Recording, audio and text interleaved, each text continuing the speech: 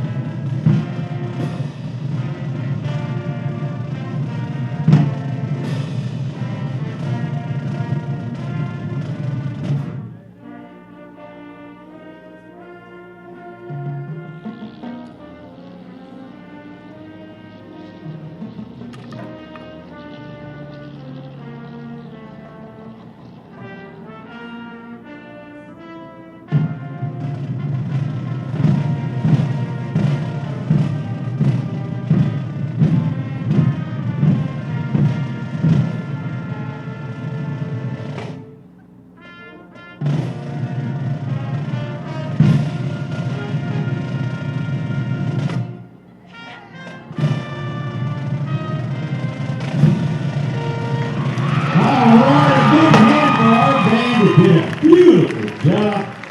Nicely and well done, band. In a moment, we will actually look at the marquee. We will have a team video of Crater. It will be highlights of all the football players and some of the action, as well as practice, showing the progress of this team and how they've grown and expect to have a good season. So keep your eye on the marquee. And again, thank you, band, for your beautiful job. God bless America.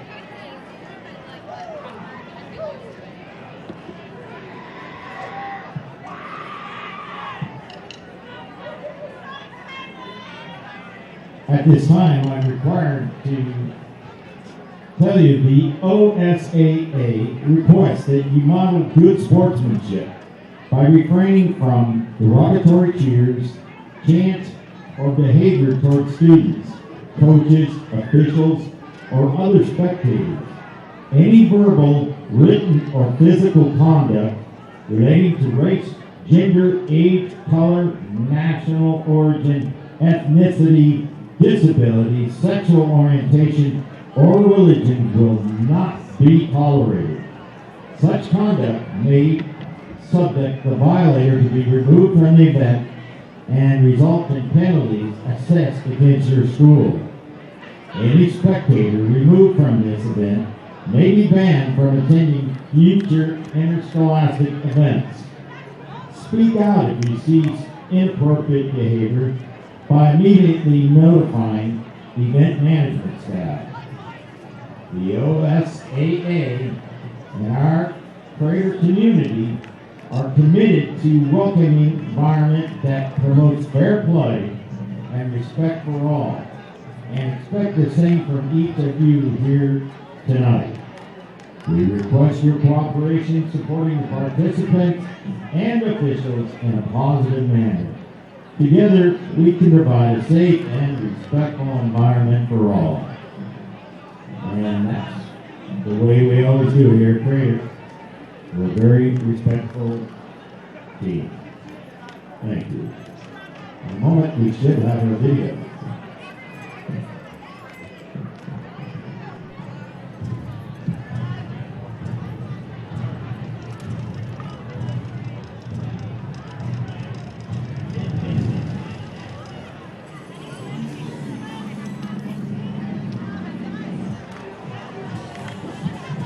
All right, here goes our Crater video.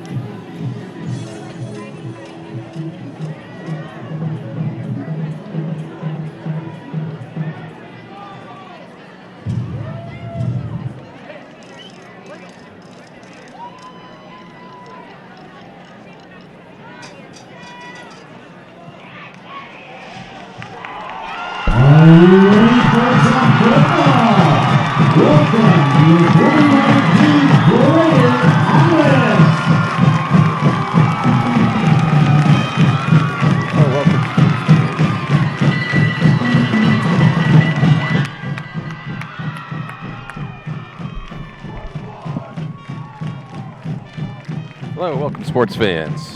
There we go, the live video streaming event of Table Rock Sports Productions. I'm Aaron Nilsson with Danny Canada, coming to you live from Crater High School in Central Point, Oregon. Thank you for joining us today, or tonight. We're almost at 7 o'clock hour. Welcome to the Lithia Superstore Game of the Week, powered by U.S. Cellular at Siskiyou. Tonight, we are featuring the visiting Willamette Wolverines, coming in at 0 wins and 1 loss. Crater Comets, 1 win, 0 losses. We're pleased to bring you this game on TableRockSports.net in partnership with the District 6 School District and our participating community business partners. Be sure to download the new version of our free app. Watch all Table Rock Sport Network events on your phone, tablet, PC, or anywhere you connect for free. We also invite fans to check out all the features on TableRockSports.net, where you can find easy access to live streaming events, Southern Oregon Sports Spotlight, and our new feature, the Alumni Watch. Danny, it shows right now it's 84 degrees. Sun is right in our face. It's warm. How are you feeling tonight? Told you yesterday I was ready for some football tonight. It's going to be a perfect night. This sun is about to drop. Be a little bit after kickoff. It's going to be down behind the mountains there. Gorgeous sunset. Nice little breezes rolling through. It's going to be a perfect night. And I know the Crater Comets fans and I know the Crater boys here, they want to have a nice home win for their first one. But I know Willamette is here and they want to get their first win of the season too. So it's going to be a fight out here at Dutchmeyer Field. I'm excited for a great game. It definitely should be a good one, and kickoff is just about 5 minutes away. We've already had the national anthem. We're going to go ahead and take a quick break. We'll be right back, and let's hear from coaches, starting with Willamette coach Josh Wolfram. Have our Coaches Corner right after this. You're watching TableRockSports.net. Hello, I'm Lennox Scott, Chairman and CEO of John O. Scott Real Estate. In 1931, my grandfather started John O. Scott Real Estate. I would like to take a moment to thank you for your trust in allowing us to serve your real estate needs. Helping you realize your home ownership dreams is why we do what we do. But one thing is clear, it takes place one client at a time, each individual buyer or seller, because at the end of the day, it comes down to you. The past few years have been an incredible time of growth for us.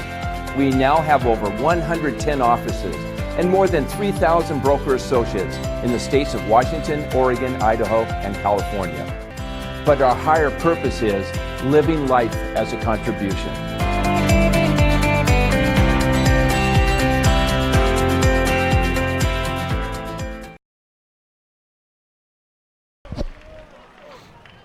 Now 15 seconds. Could you open playlist? Captains for Willamette, number 22, Bryce. No. Oh well. Dell. All right, 5 seconds. Number 2, Colton Johnson. Number 13. All right, welcome back. Thompson. We are at Crater High School here in Nilsen, Danny, Canada. Joining us, the Lithia Superstore Game of the Week, presented by Siskiyou Yeller. We're going to hear quick. We got about 3 minutes. See the captains are meeting down in the center at midfield because of the coin toss. Ready to hear from Willamette head coach Josh Wolfram right now. This is our Bills Glass Coaches Corner. Bills Glass is proud to be a sponsor of high school athletics. Bills Glass has been the industry leader in clear choice in Southern Oregon for almost 50 years. Locally owned, family run, Bills Glass in Ashland, Medford, and Grants Pass. Let's hear from Coach Wolfram. All right, here with Josh Wolfram, coach for Willamette, the coach for Willamette. Coach, last week you were already down here, right? You were going to Ashland, or you were home for Ashland? They were up at our place. For Ashland. So, kind of a tough defeat for you. What were those things last week that you didn't maybe execute on or you were disappointed in? Our offense stopped ourselves quite a few times early in the game. We gave them a pick six, and we battled back, and then we had to go for it a few times and just kind of steamrolled and didn't get out of the gutter there late in the third into the fourth. And, but kids battled hard, and Ashland's skill kids were in sync, and they did a great job against us. So we're looking to fix those offensive mistakes. Our defense, we got to tackle better. We didn't tackle very well, and so we cleaned that up, and we're looking for a better showing tonight. What are your main keys for tonight that you want to look on? We need to get the ground game going, and we can't be behind the sticks. That's another thing we've been battling this offseason is just penalties. It's really hard to be a good offense coordinator when you're first and 25 or first and 15. And so we're looking to clean those things up, and if we can do that, our offense should pick up some first downs, and our defense has got to be better on third down. And Crater won 40-0 over Wilsonville. Granted, Wilsonville graduated most of their players. What are those things? Who are you looking to stop, or what are you looking to stop against Commerce tonight? Well, we got to stop their short passing game and their running back and quarterback when they run their zone read. We got to play disciplined football on defense, and they're good athletes. We saw them at team camp this summer, and it was a good matchup physically. But again, it's short time. 12 plays at a time, not a full game. So we'll see how it fares tonight. All right. Thanks, Coach, and good luck tonight. Thank you. Appreciate your time. All right. And that was, again, Willamette head coach Josh Wolfram for our Bills Glass Coaches Corner. Crater won. They actually will receive the kick now, about 40 seconds away. Well, let's get into that. This will go just into the kickoff, but let's go ahead and hear from Crater's turn now. Head coach Randy Waite. All right, now we're here with Coach Randy Waite here for Crater, head coach. Talk about last night just real quick. How great was that to win last week against Wilsonville? It was good. We've been talking about it for a long time, and our kids, I thought, responded pretty well. So traveled well and did what they needed to do. And you limited turnovers, only 2 last week. What are you looking to do tonight? What are your keys for the game? Well, we definitely have to get rid of those 2 because they were bad snaps or something that uncharacteristic of us. So we should have put a couple more points on the board. But tonight we got to take care of the football, and Willamette's going to play hard, and they're going to run to the ball, and we've got to block and win our individual battles. And for that, they got scored a lot on by Ashland last week, but they put up a few touchdowns themselves. What are those things that maybe you're worried about or concerned about focusing on their team specifically? Any person or things? Yeah, they have a good receiver, a good running back. Quarterback can throw the ball around a little bit, so we're going to have to be ready there. And on defense, they like to bring lots of pressure from lots of different ways. And Ashland caught them a few times sound behind them, which happens sometimes when you blitz, and so they'll probably fix those things this week, so we're going to have to be ready to play. Feels like a good night for them. All right. Wow. Okay. So it's already 6-0. And there are no flags. Welcome to Friday Night Football, Aaron. Did you expect that to be happening right off the bat? Obviously not, as we were right in the middle of that coach's corner with Coach Wade. We talked to him about how exciting this game is going to be. Oh, man. And did not see that. Just almost finished before he got to the end zone. Oh, my gosh. Well, Brady Brock, the senior, returning that. About 85 yards, I believe, for the score. Oh, man. What a way to start. You know, last year when Willamette was here, Crater Comets had a commanding score, about 58-14 was the final. And I'm not sure if we're going to see something similar again this game. I'm hoping for a good fight. And Trevor Davis, the starting quarterback for Crater, makes it 7-0 here with only 13 seconds gone. Oh, my. All right, starting off with a bang. Comets do. I want to see what we got on that replay. So we got him for about the 25. The 20, the 15, the 10, the 5. Yes, got the whole return. There we go, Brady Brock. My, oh, my. Now, Crater's obviously ready. Let's see if Willamette and what the Wolverines can do. Again, Willamette coming into this one, losing their opener to Ashland at home. They were 2-7 last year, 2-3 league record, 4th in District 2. Did not qualify for the playoffs. We do welcome everyone who's cheering on Willamette tonight, watching us live online. Appreciate your viewership, and hopefully you can have some good things to cheer about tonight. Davis is now ready for Crater for kickoff. That one is in the end zone. That will be a touchback. Yeah, watching Trevor Davis doing some pre-game kicks this afternoon was, oh, wow. He's got not only a leg on him, but an arm, too, kick and throw and kick. So we're watching out for that tonight. He did a great job with his arm and legs last week's win, 40-0 over Wilsonville. 4 throwing touchdown, 1 running, plus a field goal. Yeah, he was doing everything. Touchdowns passing, touchdowns rushing. And Damian Kirkpatrick, starting quarterback for the Wolverines, handed off, and they're not going anywhere on that first one. No, but that's going to be the game plan for the Wolverines. Talking with Coach Wade before the game, if you didn't catch that coach's corner there, or if we had to cut it off, but that was one of the things that he said they're definitely going to be doing is working hard to stop the run. That's what the Wolverines are probably going to want to do, because they want to try and keep the ball away from the Comets as much as possible. So we'll see how that fares up here, second down. And you can see why. Definitely want to keep the ball away from the Comets and what they're able to do. They haven't really had it technically on offense.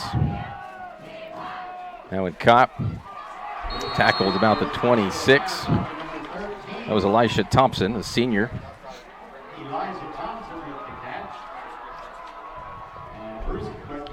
Brings up a 3rd and a 3.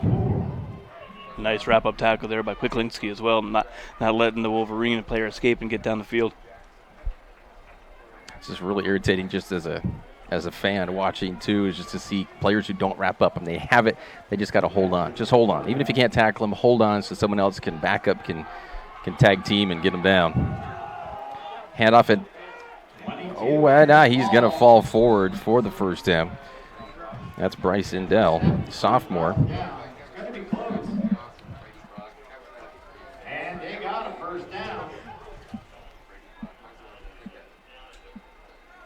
So first down, successful. Game through. First down for Willamette on the 31-yard line for Patrick Head quarterback. Clock continues to run down about 10:15. 1st and 10 from their own 31. Thompson again. Get to the outside and out of bounds. That will stop the clock. And he's going to be close to another first down. That will be second and short, maybe second and 1. A long one. 1.5 even where the sticks are. Two. It's pretty close, man. It looks like a long one for sure.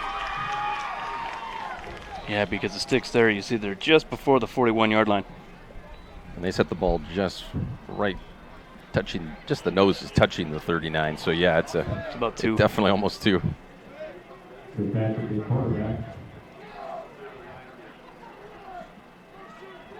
man in motion. And that's going to be a first down.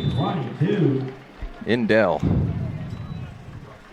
Bryson Dell with a pretty good game on that play for a first down. They will enter the play ball, folks.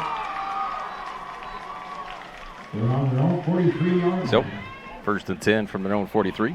Yeah, and good drive so far by the Wolverines. Looking good. They're completing some nice short little passes, build that confidence up in the quarterback. Running game seems to be going good, just as Coach Wade talked about. It's going to be something they have to look to stop. So, quick little substitution here. Let's see if the Wolverines are here to play some football. As you said, yeah, so far so good. Just methodical, moving down, picking up 2 first downs already. And that's what you want to do. You want to keep the ball away from a speedy offense like the Comets. You want to be able to control the clock, and so far they're doing a great job of that, especially since they strike first with 13 seconds. That's all they needed. Oh, man, talking about confidence, they've already got some. They've scored 47 straight points to open the season. Good wrap up there, actually, by Caden Lassiter to hold in Dell to only 1 yard on that rush. They keep running. That clock is going to keep running. This could be a quick game. Another man in motion. And they are going to lose a yard on that one, maybe even 2. Pass complete to Tanner Adams, but swarmed. Yep. Swarmed. Swarmed. Swarmed. And you see there the Comets, they're in their bright orange tonight. The entire stands are filled up with all bright orange as well. It's a great home game for the Comets here, but they just were all over that one. They snuffed that one out easy, almost like they knew what was coming. That brings up the third and just over 10, but third and 10. We'll give them to 10. The Lions on its own 43-yard line. Still on their own half.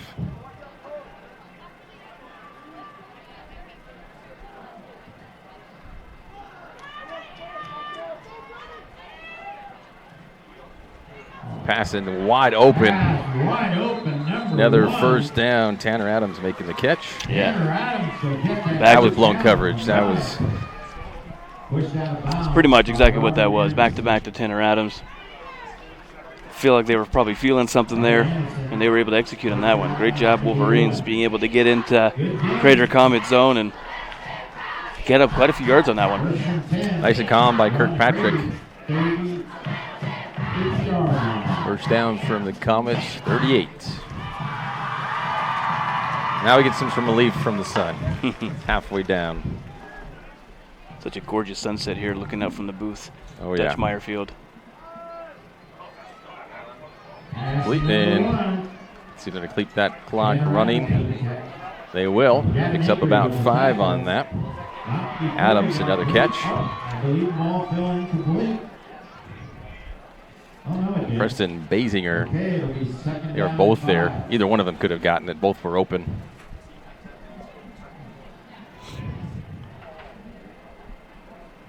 Willamette here to play. The clock has stopped, so I guess they say he touched the sideline. So second and about 5.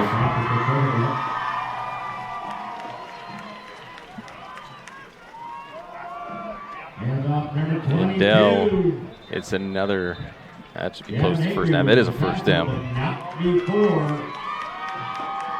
The way he curled up there looked like it was almost a face mask, but he pulled him down by the front of his jersey there, eh? Yeah, that. A great tackle. I thought there was going to be a penalty there. I thought it looked like a face mask.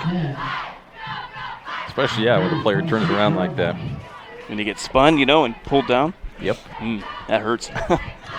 I've been there. With the 4th first down, and this drive continues for Willamette.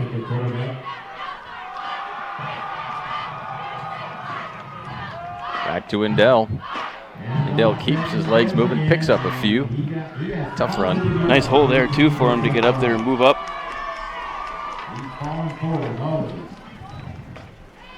And Indell is actually a sophomore. He's a returning starting linebacker. Was one of the team's top tacklers as a freshman. Coach Wolfgram said he's been a great team leader through the offseason and at team camp. Got a wrestler's talent for taking people down, but so far he's doing well in this first drive. So we don't know about tackling, but he's good at not getting tackled. Dump off to Adams. Adams met at about the 12. That's going to be close to a first down.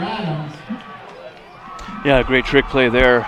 Left, left, left, right. Everything's left, left. And all of a sudden you fade to the left, roll out to the right, wide open out the flat. Nice little pass out there, out into the flat, and first down. That's the 5th first down for the Wolverines, all in this drive. It's about the 13-yard line. So this is what tires out the defense. This is just a long series. I mean, we got under 7 minutes now. They've had the ball for about 4 minutes and 50 seconds.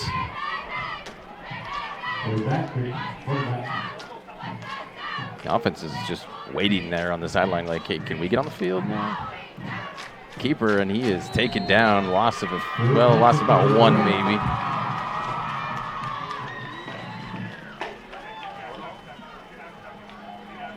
Good team tackle there. It will be 2nd down and 10.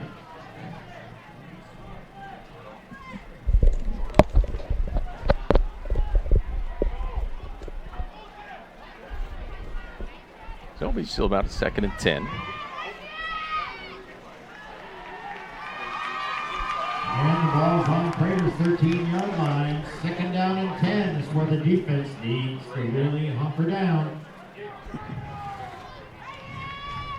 Patrick at quarterback. Patrick dumping it off.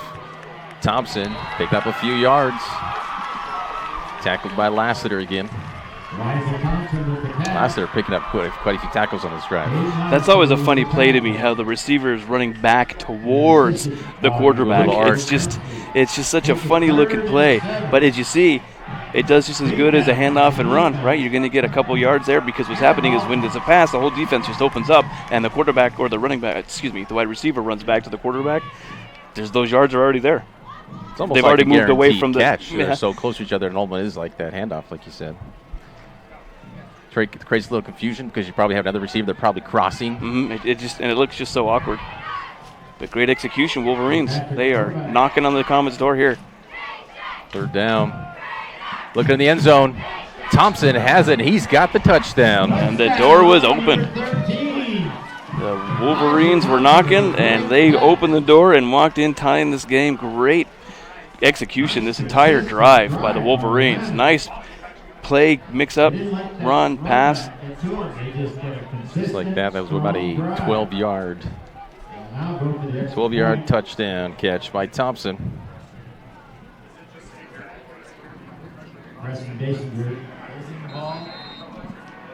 Now for the extra point to tie it at 7.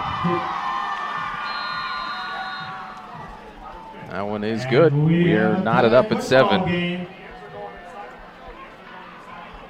So, on the John Scott scoreboard, we are knotted up at 7 with, well, actually I got to stop the clock, but we're about 5 minutes to go here. You're watching TaborRockSports.net. We'll be right back after these messages.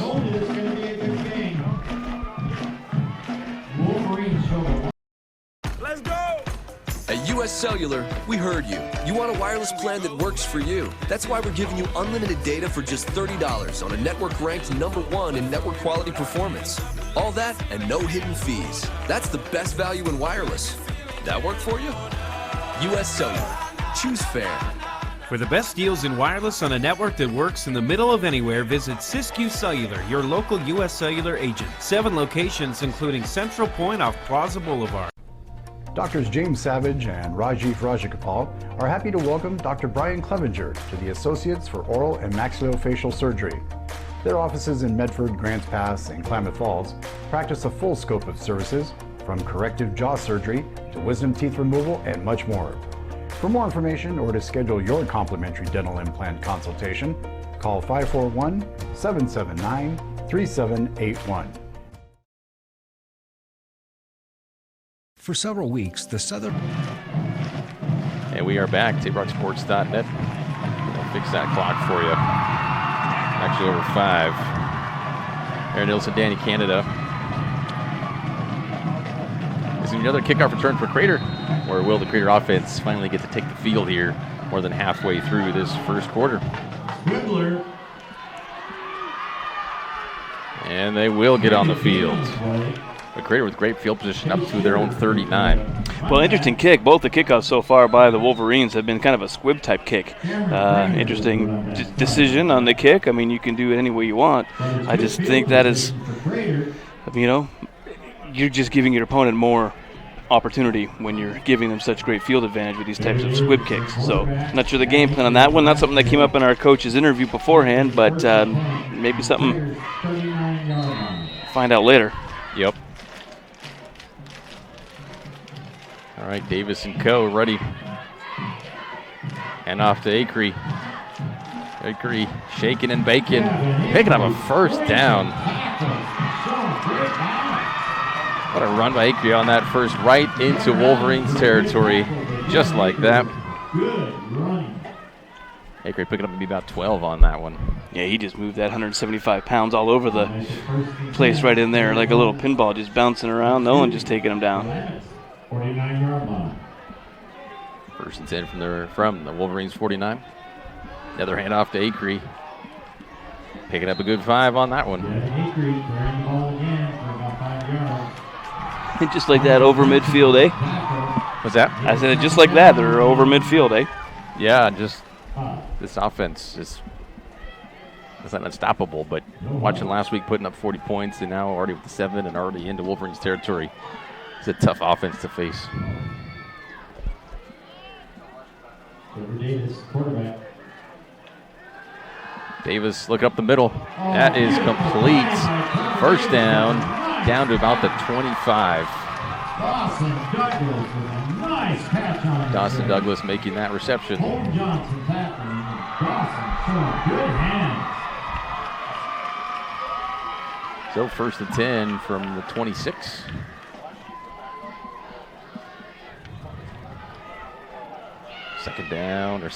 First down for Crater. Davis, the quarterback. We're already under 4 minutes in this first quarter. Another handoff to Acree up the middle, shaking and baking, and he's going to be first and goal for the Comets. Nice gain on the play. Brought down by Elisha Thompson, but not until he got a first down. It'll be first and goal. The 9-yard line.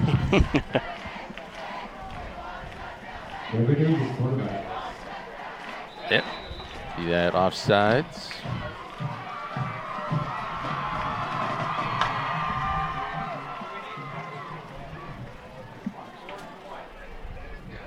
There will be offsides on Willamette, so give him 5. Be around the 5-yard line. And that's the first penalty of the game, right? Yes, it is. And that was one of the things that coach from the Wolverines there, Josh, he was talking about not getting behind the sticks and causing themselves these penalties. And here you go, you're right in the red zone and giving the Comets 5 yards. Definitely not something they need.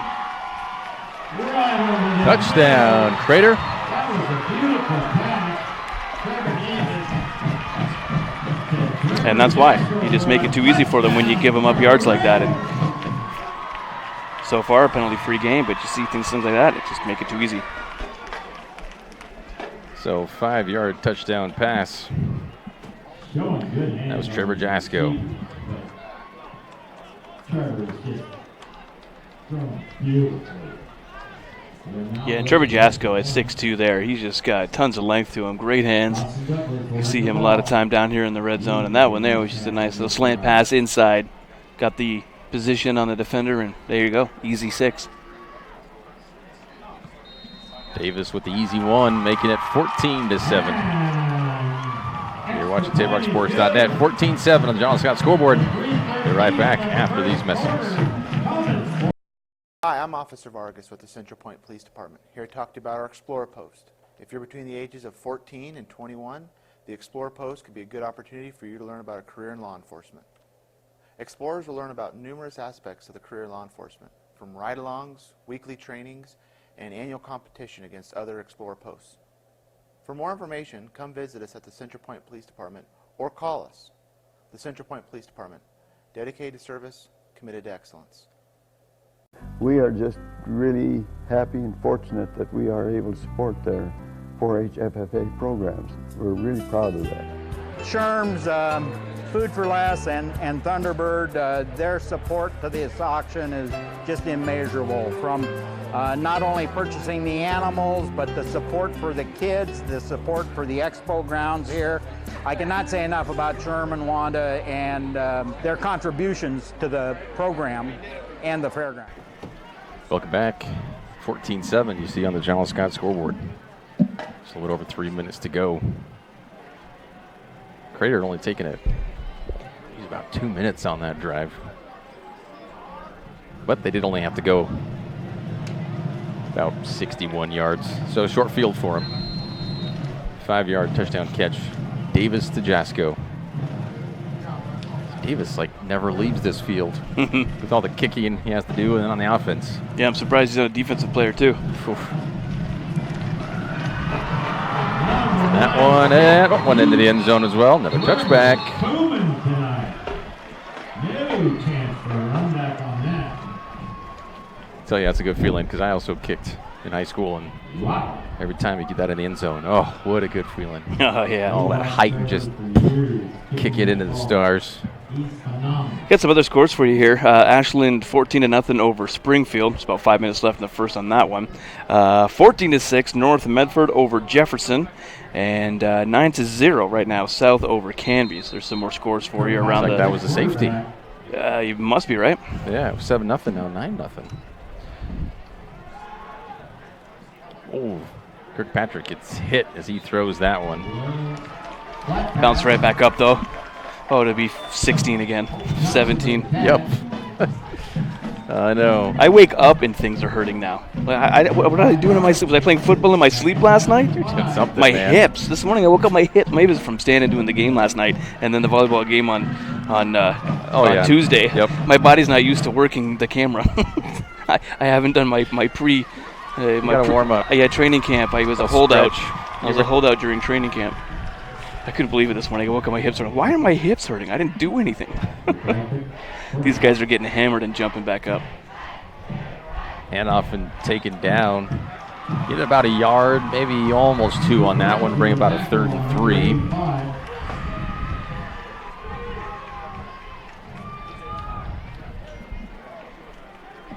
So yeah, about a 3rd and 3 for Willamette now. That's a Brian Regan skit. You heard him talking about how he wakes up hurting. Oh yeah. And he said, I've gotten to that age where things just hurt. I wake up and I'm like, what? Why is my hip doing? And he's all, it's so bad. I go to the doctor. I'm that age. I'm that old. I went to the doctor and said, hey, what brings you today? Well, my hip hurts. He's like, yeah. That was his response. That's another one of those throws like you were talking about. Gets a first down for Willamette. Mm-hmm. But yeah, receiver running towards, so it was Basinger again running towards Kirkpatrick, but picks up the first down. But you see what happens is everyone thinks it's a pass, so defense drops back a little bit. You got your line, they're moving forward, they're doing some pass blocking, and it just opens up those first few yards. And if that's all you need, the Comets have to be careful for that one. That one's going to bite them if they're not finding a way to stop that. You want to hear a couple more scores here? We've got 14-0 Phoenix over Newport. That's after the first, and 0-0 for Grants Pass and Summit. Ball's on the 133-yard line, 1st and 10. Got a great one here for you, 14-7. So first down from their own 33. Now into Basinger again. Picks up 8, maybe 9 on that one. Preston Mason dribble the catch. I don't think Patrick's thrown it incomplete so far. No, and only one flag so far. This has been a clean, good game. I'm loving the game plan from Josh Wolferman, coach for the Wolverines. That's funny, eh? Wolverines. Anyways. Yes, Wolf in your name and your mascot's Wolverines. But he's doing exactly what he set out to do: run, pass, control the clock, and I think they've got a great chance at taking this one tonight. And handoff. Griffin Bushnell picks up the first down. And great job getting around the corner there. You could see the line blocking for him and being able to make that cut and get up field. And, move those chains again. 7th first down for Willamette here in this first quarter. Yeah, Coach Wolfgram's name, well, if his first name was Logan, that'd be even crazier. That would be perfect. So my daughter and I spent the summer watching all the Marvel movies together in order, and then ended the summer with Endgame. It was a lot of fun. And now we're going to watch all the X-Men's together. Okay. So when you said Wolverine and Logan, it's pretty funny. And there you go. Let's pick up a couple, and this may run out before they get. That actually will do it for we're about 10 seconds behind here on your clock. 3, 2, 1. That will do it for the first quarter. So 14-7. Willamette pushing towards midfield. Down 7. But both teams able to move the ball well. You're watching TableRockSports.net. We'll be right back after these messages for the start of the second quarter. K is your on-the-go tailgate headquarters. Whether it's a home game or a road game, when you need a big play, call on My Circle K. From their always fresh premium brewed coffee, ice-cold fountain drinks and sodas, fresh made-for-travel deli items. When it comes to special teams, nothing is more special than My Circle K's Kickback Reward Program. Rewards every purchase, every time. Find them, follow them, throw a tailgate party with them. MyCircleK.com. It takes meticulous planning,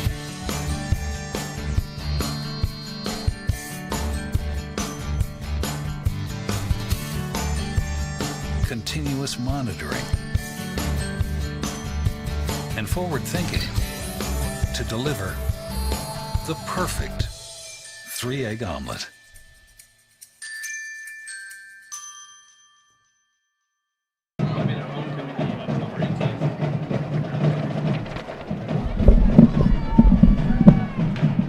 Welcome back. Start of the second quarter. Aaron Nilsson, Danny Canada.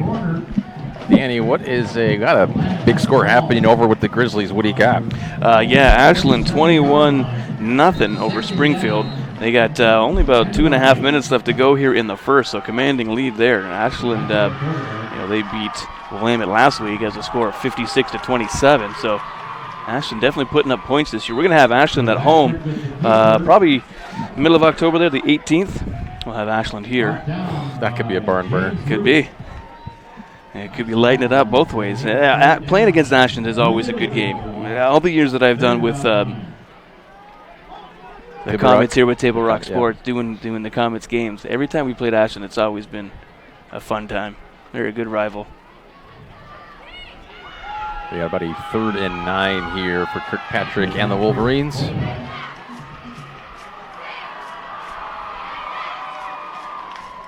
He's getting a lot of pressure. Throws it away, gets it away. Oh, and can't wrap up. He gets away for the first down. Good run, Griffin Bushnell.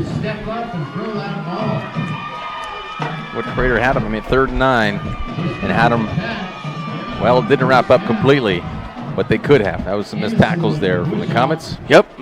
Great effort, too. Great second effort. Not to let that first one knock you out of bounds. He knew where the chains were. He knew how to get where the marker was. He had to get it done, and got it done plus some. 1st and 10 from the 42 for the Wolverines. 42-yard line.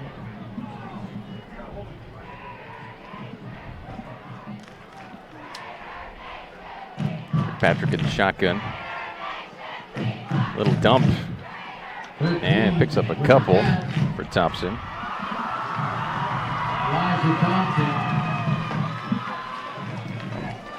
So the last 2 times the Wolverines have tried that particular play, Comets have only given them about a yard and a half. So they're starting to snuff that one out a little bit, watch it coming, and kind of anticipating, getting ready for it.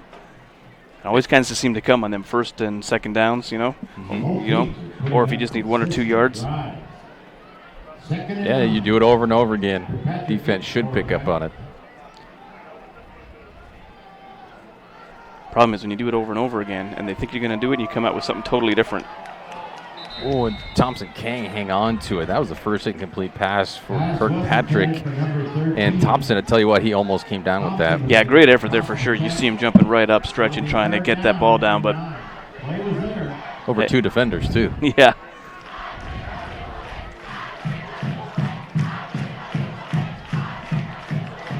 And we're barely in the second quarter, and the student section already singing, chanting, I believe that we will win. I mean, well, you got to have faith. Exactly, right? You do. Is that George Michael said that? Got to have faith, faith, faith. So stops the clock. 3rd and 9, another long 3rd down for the Wolverines, but they've been able to convert them. Patrick rolling left. Has a man open, and they're going to say he trapped it. That's a close one. Yeah, that was a close one. The receiver was nice and open right near the sideline there. They just take a look at that here. I believe he trapped it. No, and the scoreboard is just in the way, but I mean the ref had the perfect angle. He was right there. It was facing him, so he saw it all. Got to go with him on that one.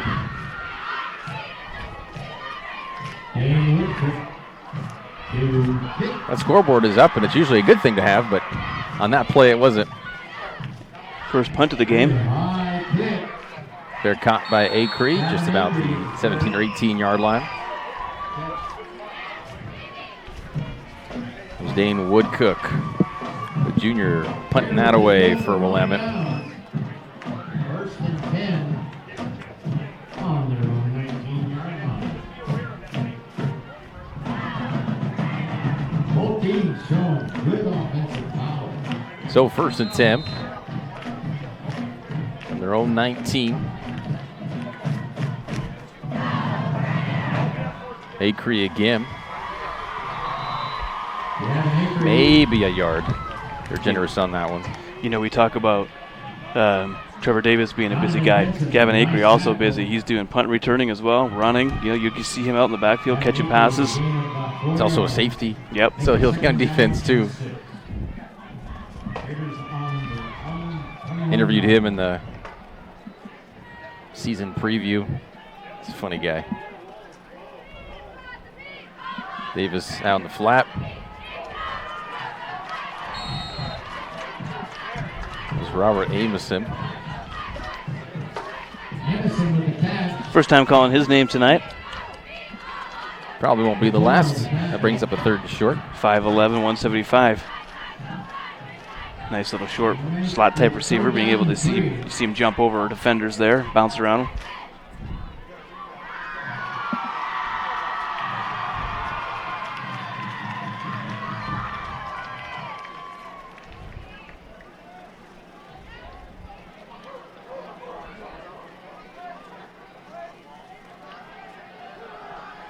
Whoa, and Acree stays up. What a 3rd down run by Acree. He thought Willamette, I thought they had him down. He looked down. Then a 4th down, but he kept his knees off the ground. That was incredible. Yep, I was with you. I thought for sure he was down. Hunt. Nope. Keep moving. That was fantastic. So 1st and 10 from their 35. Davis looking to throw. Now he's going to run with it. Gets maybe half a yard, maybe 1. Depends on where they mark it. Prevents the sack at least. Well, yeah, that's just great coverage defense right there by the Wolverines. Davis couldn't find anybody open, decided to try and run for it, and that was a good coverage sack there. Even though it wasn't really a sack, but you know what I mean. It would nowhere to go. Practically, he didn't really get much on it. Yep. Great defensive stop. Everyone must have seen something. Second and a long 9. Amison in motion. Throws it over to him, drops it in. Amison breaks the 1 tackle. But that's Chance Damaris able to take him down, but in Willamette territory once again. Like you said, definitely wouldn't be the last time calling Amison's name, and what a great catch there. Wide open, being able to haul it in. Sometimes you get wide open, you get a little nervous because you're getting ready to run before you catch the ball. And exactly. He just saw that one right into his hands, was able to turn and make some great positive gains. Davis just dumped it right into him. Davis getting the pressure right to Acree. Acree open. Acree's got some space. Acree's got some acres. Acree's got acres, and he is in for the score. And that was a great screen play there. That's why that pressure looked like came right in on Davis, but no, it was a design screen, and Acree was wide open. Off you go to the races. How many yards away were they on that one? Man. They were about 40, was about the 42-yard line or so-ish. I know I got the replay, but the replay probably didn't start actually at the snap. So call it a approximately 42-yard touchdown catch. Something about that, wasn't it? Well, the official numbers, we get some stats later, but Davis on for the extra point to give him a 2-score lead. And he does. There's actually about 7:20 left on the scoreboard. 21-7. Crater. That 42-yard touchdown catch by Acree. Davis to Acree. You're watching TeamRockSports.net. Be right back after these messages. Dear Dad, I was afraid to say this to your face, but I heard you yelling again from the stands during my game. You were shouting at the coach, the refs, even the other parents. It embarrasses me when you yell at everyone. It really stresses me out. I love sports. I love my team. I just want to play, but not if you always lose your temper. Love, Katie. Know your role. Learn more at southernoregonsports.com. There's a time machine, not so far away, that takes you back to a world just a few streets wide, where wonder rules the day and families are transformed, from the smallest bug-eyed explorer to that surliest know-it-all. So dive into the past and let them see the world through a simpler lens called Southern Oregon. Their adventure begins when you travel Medford. Welcome back to TeamRockSports.net. Aaron Nilsson, Danny Canada. Crater and Davis up 21-7, about to kick off. Some score updates for you in just a second as that one goes in for another touchback. Score updates from you, Danny. All right, so Ashland now 28-0, end of the first. So they are just dominating. They're playing, let's see. Springfield, I believe. Yeah, Springfield. Yep. Let's see here. We've got South is up 16-0 over Canby now. It was 9-0 last time we checked in. Cascade 15 to Klamath Unions at 7. That's at the end of the first. And North is playing Jefferson. Update on their score is 14-6. End of the first there. Quick updates for you, as you see here in the John L. Scott scoreboard. 21-7 for the Crater Comets. Patrick, little dump pass there again. That's Bushnell, the sophomore. Yeah, any of these games you want to see, you can head over to our website, and which is obviously how you're watching this one. But you'll be able to see all the other games. Really nice layout. Catch any of those. Go back and forth between one or the other. And what's also wonderful is these are free for you to watch. Sponsors and community business partners we have allow that to make that possible. 7 minutes to go.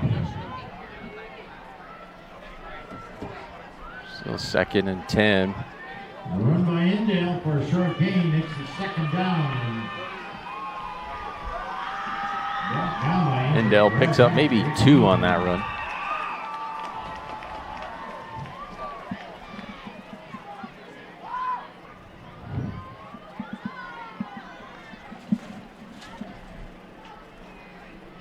U.S. Cellular is having a celebration, a 30-year celebration coming up soon. There'll be a free concert. We'll have details on that for you in just a minute. Do you know what that is? I do. All right. Of course you do. I'm in you the know know. everyone coming to this valley. Yeah, that's kind of what I do. Oh, going deep, and that is that wasn't holding. They didn't call holding on it. Defensive holding. So that may be just a little miscommunication between Kirkpatrick and the receivers.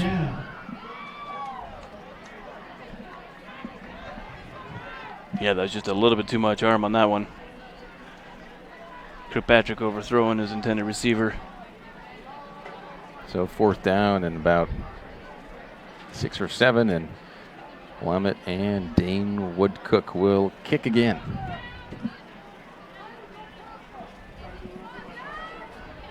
Woodcook kick. This one he can put all of his leg into it. End over end.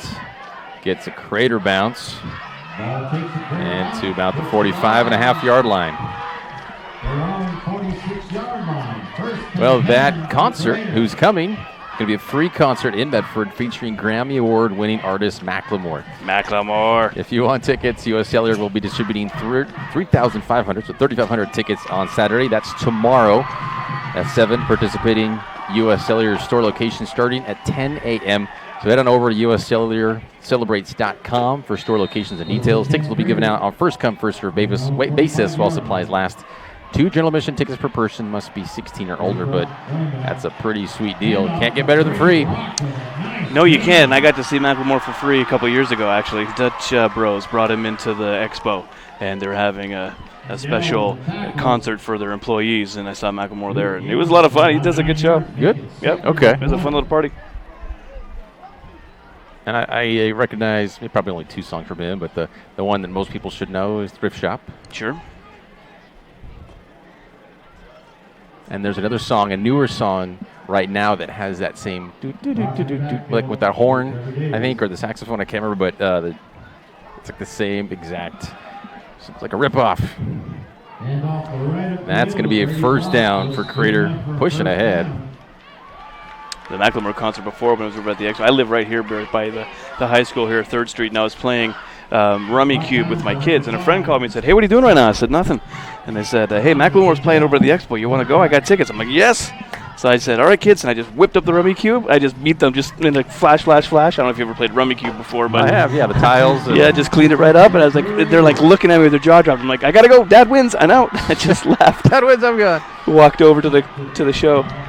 No flag called. By the way, Davis get it down to about the 40, picked up a few yards, and I was wondering if there might be holding on there. That looked like the lineman caught the jersey of the Wolverine defender rushing towards Davis. But well, it's been a pretty penalty-free game. Only one so far, I believe. Yeah, just one offsides. But, a lot of green there when Davis was running. Thought he'd get a few more yards, just the way, he's typically been with his legs, being able to run. He's very successful. But Willamette doing a great job on the defense there, holding him and not letting him get the first down, running him out of bounds. Good job on the Wolverine D. And 2nd down and 6.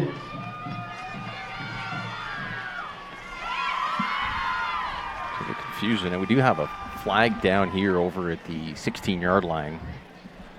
Let's see if that's legit.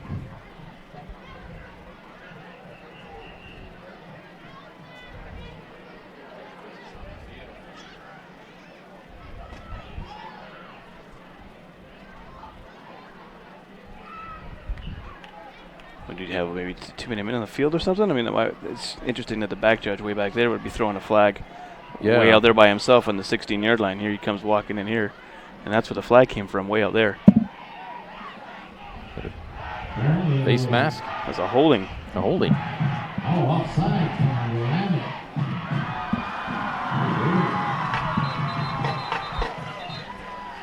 There's a holding.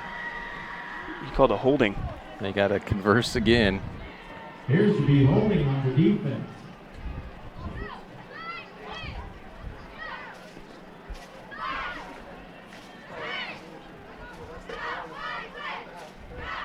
As it stands right now, holding Willamette be a 10-yard penalty. Well, we got a little break. I'd like to give a sweet 16 happy birthday to Taylor Robinson. Love from mom and dad and grandma Bendingville. Graduated in 1973, a tradition of career. And that seems to be the call. Refs just want to explain it too. I think both coaches there. Yeah.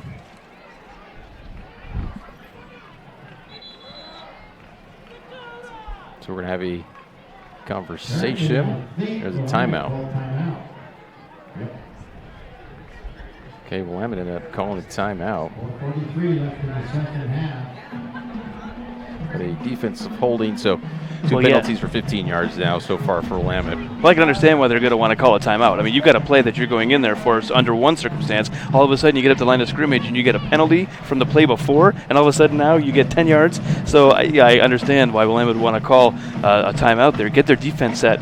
Minute 4:43 left to go here in the half, and down by 3. You definitely want to get that right defense in there and see if you can make a stop. You want to try and see if you can turn over right here. At least hold Comets to a field goal attempt if possible. So good timeout usage, I think, here by Coach Josh Wolfman. Just got to, just regroup. Down 14. Crater's driving on you. Southern Oregon is a hotbed for local sports at the youth, high school, college, and even Olympic levels. Stay in touch with all sports in Southern Oregon at southernoregonsports.com. That's southernoregonsports.com. And that penalty gave him a first down, it looks like, too.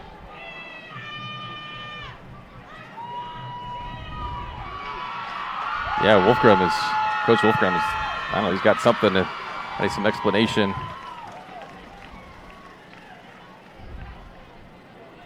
I'm not sure what they're pointing at the 49 or 50-yard line for.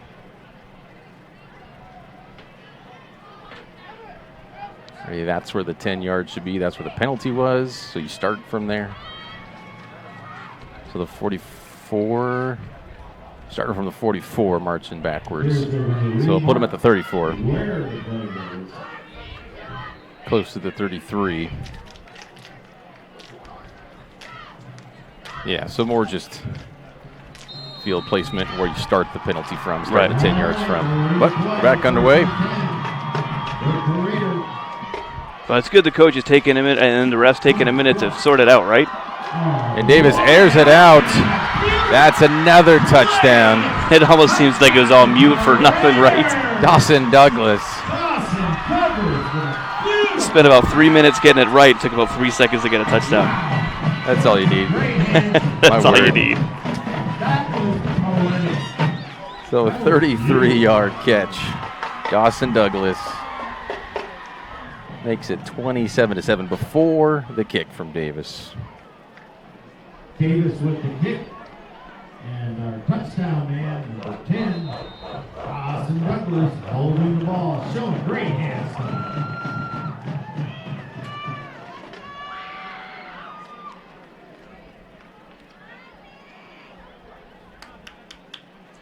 Hold is good. Kick is really good.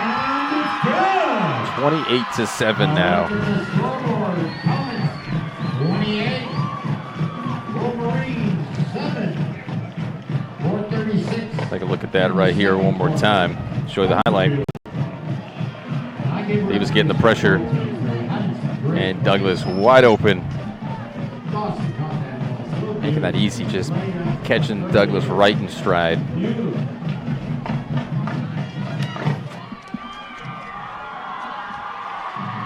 And sports fans, we know you like to access our games on your mobile devices, but how many of you knew we had an app for that? Besides you, Danny. What's that, sorry? Besides you. Besides me, How what? many of you knew we had an app for that? Oh, yeah. Of course you do. Yeah. The TRS app is available through the Apple and Android stores, thankfully.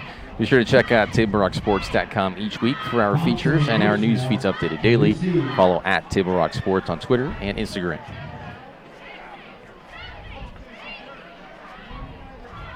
So, what do you do for Willamette right now? Down 21, 4.5 left in this second quarter in this first half. Crater's able to really just do whatever they want so far. You know, if I'm Coach Josh, I would just stick with a game plan. It's been working. They just got down to the end zone last time and just kind of muffed themselves up a little bit, but they were taking a lot of time off the clock and they were moving the ball, and I think they just got to stick with that. I would stick with the game plan until halftime. Halftime, go in, reassess. They definitely need to get themselves some points here, even if it's a field goal, just something to be able to stay in there. Because they haven't had any turnovers. They had a punt twice. But they've had that great drive, putting the 7 up in the first. But yeah, I mean, they could just keep that methodical, keep going, not have to worry about punting here, either get the field goal or the touchdown, and it's only a 2 or 3 score difference again. Compared to 4 right now, or it's 3 right now. They pulled to within 2. So first and 10 from the 20. Endell could be a first down. That'll be close for sure. And great job getting to the outside, cut up field, and be able to move the chains. Exactly, like you said, just stick with what they were doing, and I mean, it has been working. Yeah. They just weren't able to capitalize last time they were down there. So first and 10 from their own 31. First and 10, Willamette.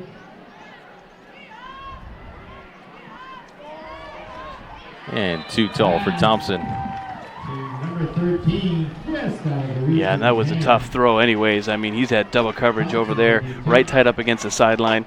I mean, I understand you want to get it, maybe bounce up the sideline, try and keep some time on the clock, but I think that was just a bad decision on the quarterback there. He was well covered. And even though Thompson is pretty tall, it was too tall for him.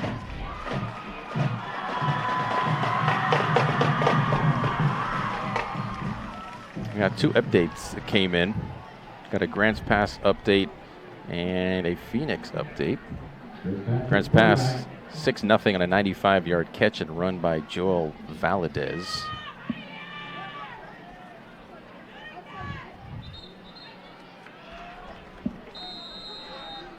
There's the timeout. Timeout for Willamette. That's their second timeout. They've got 1 left in the half.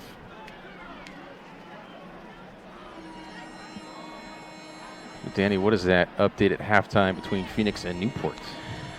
Well, yeah, like you say, there's halftime. Looks like Phoenix 21 over Newport nothing. Mateo Lopez, 56-yard touchdown run.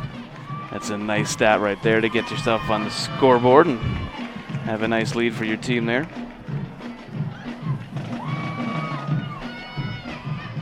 Shout out to my friend Nate. He is doing the broadcast with Phoenix. He's new to the Table Rock sports team. They're at Phoenix, just down the road.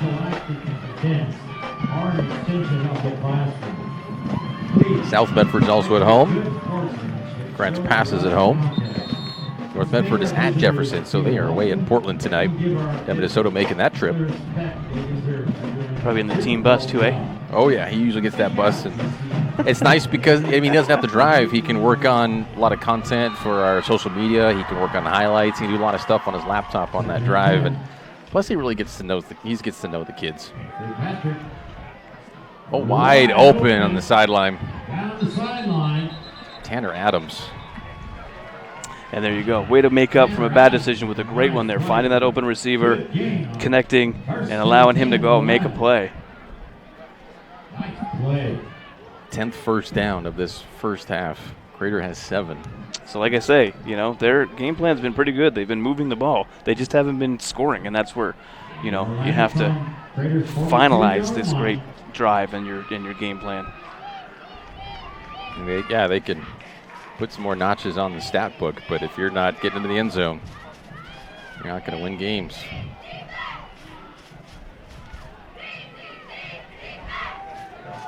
Another handoff. And taken down behind 42. So Acre's speed as a running back helps out there as a defensive back. And he just tried to, instead of trying to cut up field, tried to make his way around him, ran back a little bit, and there's no way you're getting around Gavin Acre like that. You're not Barry Sanders, I'm sorry, but just not happening. You're not. Man could go back 20 yards and get 5. Quarterback. So 2nd and about 8. A little reverse and a flea flicker. And that's going to be out of bounds. Incomplete. Tanner Adams on the throw there. The number 85 is not on our roster here, printed off. No, but good looking play, and Adams had some time back there to be able to set his feet, take a second, see and throw. Just sometimes, you know, if you don't have all that experience being a quarterback, when someone's running, trying to judge to get that ball to drop right in there, unless you're working on that all the time, that timing, it's difficult to connect with if you're not doing it over and over and over and getting that muscle memory. Kirkpatrick gets it away, and that is incomplete. Hits the turf. That's going to bring up 4th down. 2 big hits on Kirkpatrick. He's still walking on his own power, which is good, but he's not walking loosely. Let's just say that.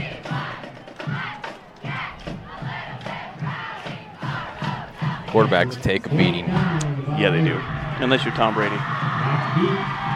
Well, when's the last time he had a beating? I don't think he's been sacked in 12 years. Well, when you get rid of it sooner, but yeah. You would expect as a quarterback you're going to get beat up, and Acree fighting for more yardage, getting to about the 25-yard line.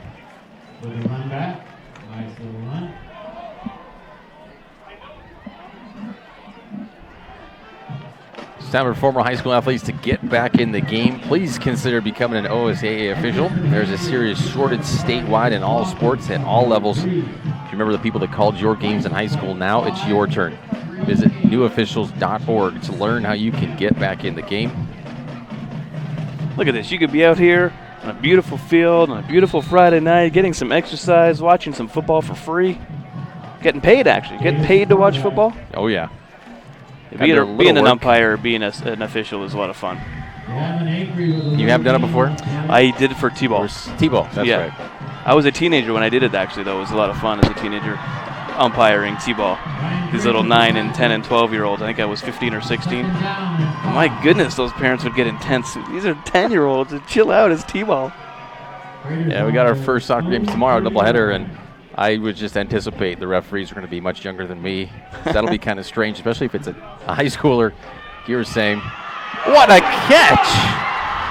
Down about the 35. Replay that. Not the replay, but there is a flag. Before we find out what this flag was about, let's see that catch one more time. One-handed. Amison. Brought down by Bush now, but there is a flag on the play. Reels it in. Oh, there you go. Pass interference on the defense. That means that counts. That counts. That's a fantastic job.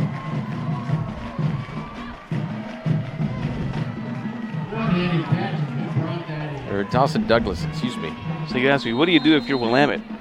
What do you do? I mean, look like they had it completely snuffed out there, and they still were able to get away with it. So Dawson Douglas, one-handed catch. What do you get?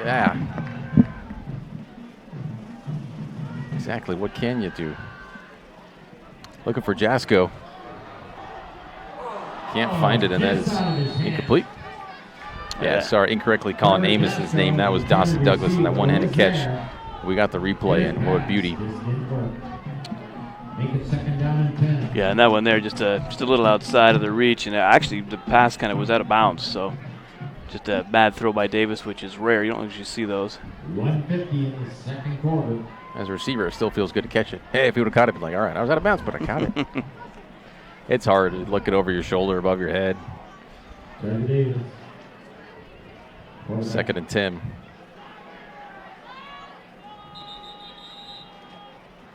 Timeout. Willamette. Willamette takes their final timeout. We're going to step away for just a second. You're watching TableRockSports.net. Weeks, the Southern Oregon Sports Commission has shown you examples of good sportsmanship and bad sportsmanship. Here's why. 75% of youth athletes quit sports by the age of 13 because they're not having fun.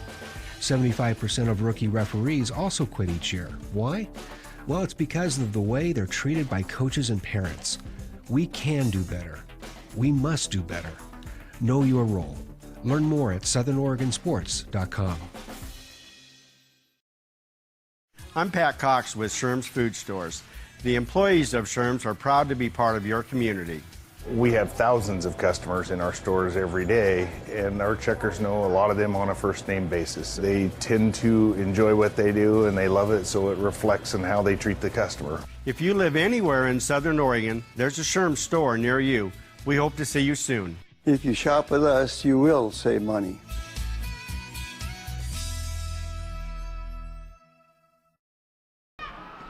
And we're back. And he's wide open. Got a lot of space. Out of bounds. Inside the 10, near the 5. Jasper with a nice move. Big gain on him. Another first down. And Dale pushing him out of bounds. Davis and Jasko hooking up again.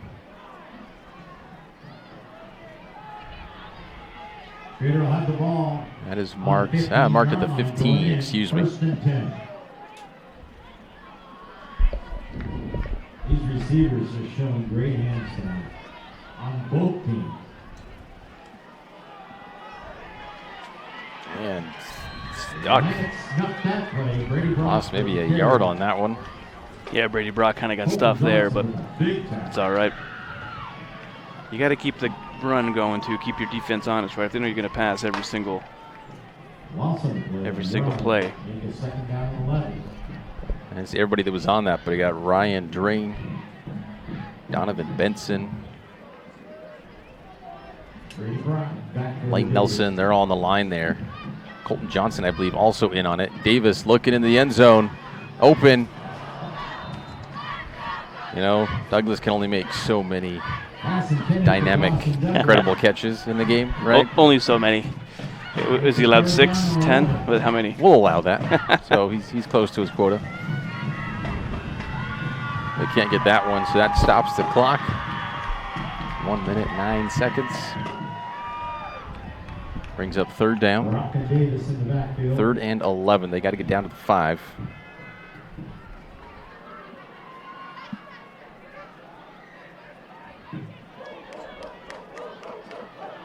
Davis looking in the end zone again, and that's wide open. There you go, Douglas. That's your touchdown. That was too easy there. Dawson Douglas. What a game is he having tonight? 34-7 as it stands right now. Looking good. Beautiful play. Trevor put it right there on the money. Yeah, that was just like how they almost got their second score down here at the other end. Just a nice little easy pitch and catch. And I think that one there was a little closer right after they got that 5-yard penalty offsides. It got them into about, I think, the 5 or 6 yard line.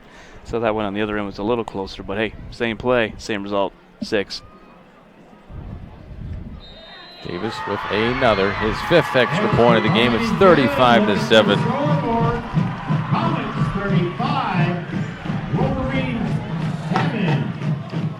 Boy, the receivers on Crater's team. Join up at Table Rock Sports and get your crunch on with crispy, crunchy chicken. It's available at My Circle K. That's a game winner right there. Find them, follow them, kick back with them at mycirclek.com. Have you had that crispy, crunchy chicken from My Circle K? I have. You have. It's delicious. It is. It's delicious, and you get to pick sides. You can get mac and cheese, jambalaya, you get rice, you get a biscuit, and a drink.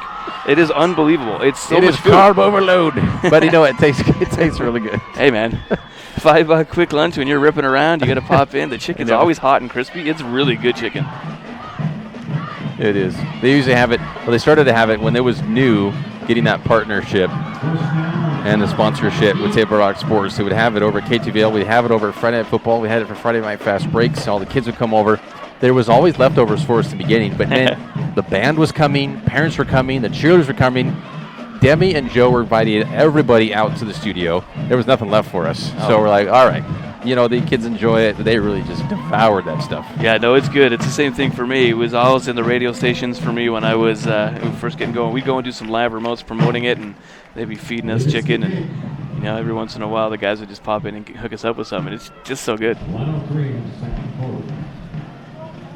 It's the perfect $5 lunch. It's not bad. Not bad at all. I always spend way too much on lunch. Kickoff from Davis. Will it get in the end zone? Of course it will. And a touchback. Willamette will take over on their own 20-yard line, 1st and 10. So pretty much all the Wolverines drives have been starting from the 25-yard line. Every single touchbacks. one. Mm-hmm. So you're not making it even easier on them, too. You're like, you know what? You got to go 80 yards. There's no gimmies. Right, not even giving them a chance to get any kind of better field position from a kick return. So every time they get the ball, they're putting together some good drives. They really are, and then they just go flat. 1st and 10, Willamette.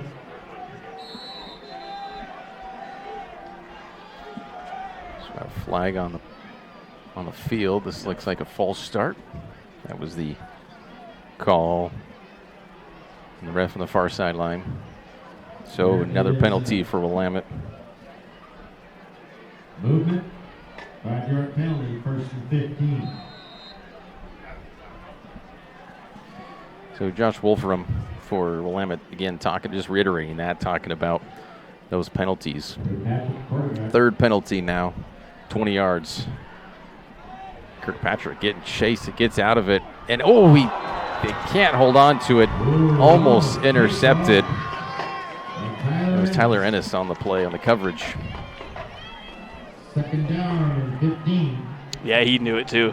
Oh, look, he knew it. Not happy with himself. Well, it wasn't even like he was just thrown straight to him. You know, there was no receiver really almost in the area. And so it was just one of those ones where it was kind of uncontested, where he's just like, I knew I should have had it, but you start thinking pick 6, and boom, before you know it, it's in the turf. And as a defensive player, you can kind of give them the benefit of the doubt if they can't get that. Not supposed to have good hands as far as catching. Just got to be able to tackle and hit. Tyler Ennis can hit. Kirkpatrick going long. Thompson open and makes a great catch. Thompson with a great pull-in. That's going to be 1st down at the 47.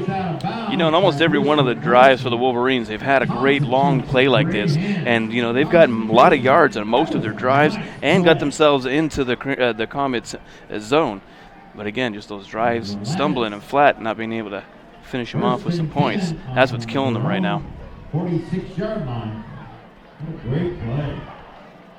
But another great throw from Kirkpatrick.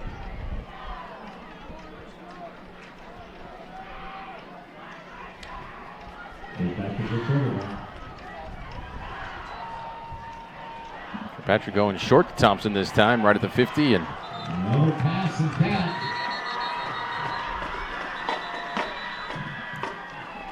Elijah Thompson with a nice catch, and Quick-Linsky right there. And timeout for Crater on this one.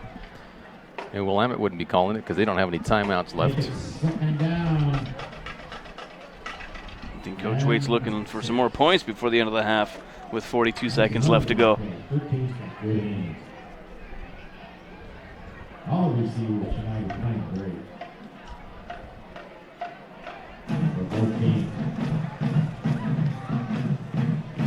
Trying to get that.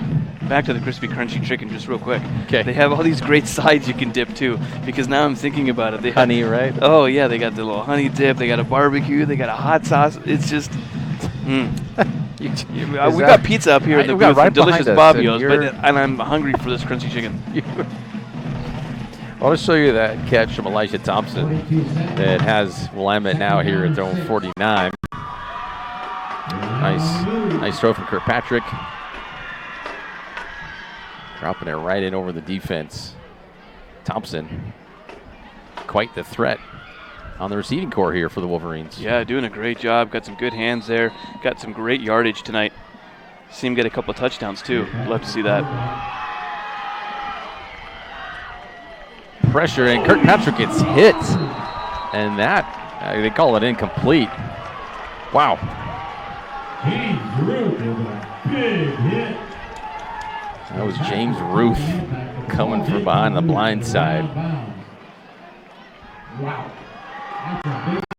See that one more time.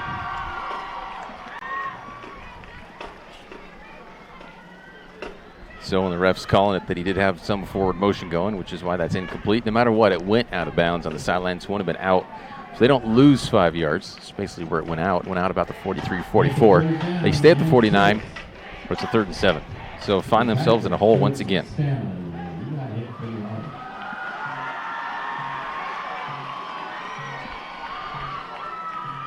Kirkpatrick with the short one.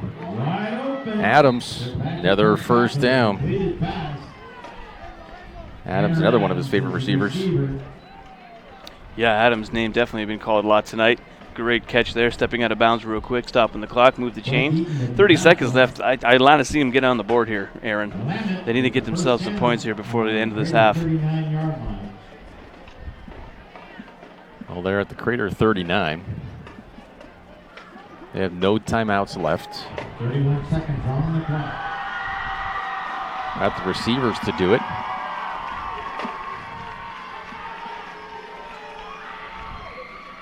A little dink, and that was deflected. Well done there.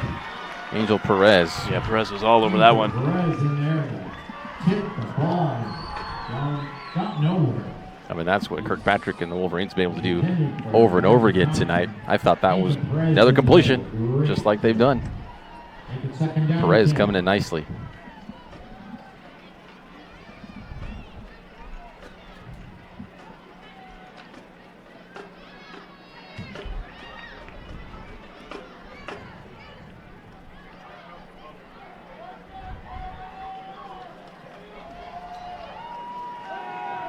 Patrick looking over the middle, and that's caught. Nice patch and catch. Bushnell this time. Another first down. They're going to have to hurry. Yeah, they got about 18 on the clock there. But they're down to the 23.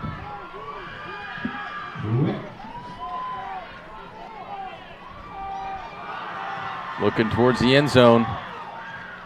Oh, well broken up there.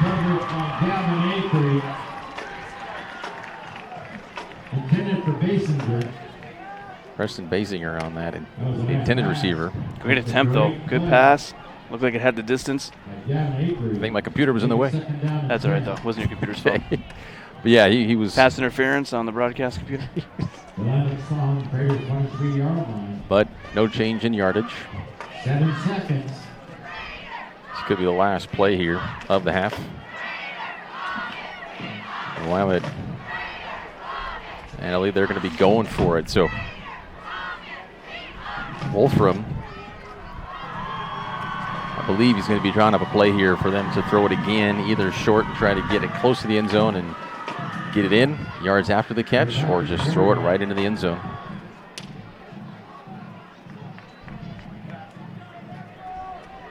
So short pass, there we go. So short one, in and out. It's a little out, got 2 seconds left on the clock. Ooh, 2 seconds, that is tight. That's one more play, that's all they need. Right, that's all you need. 3rd and 5, 2 seconds left. So 3rd and 4, and they are at the 12-yard line.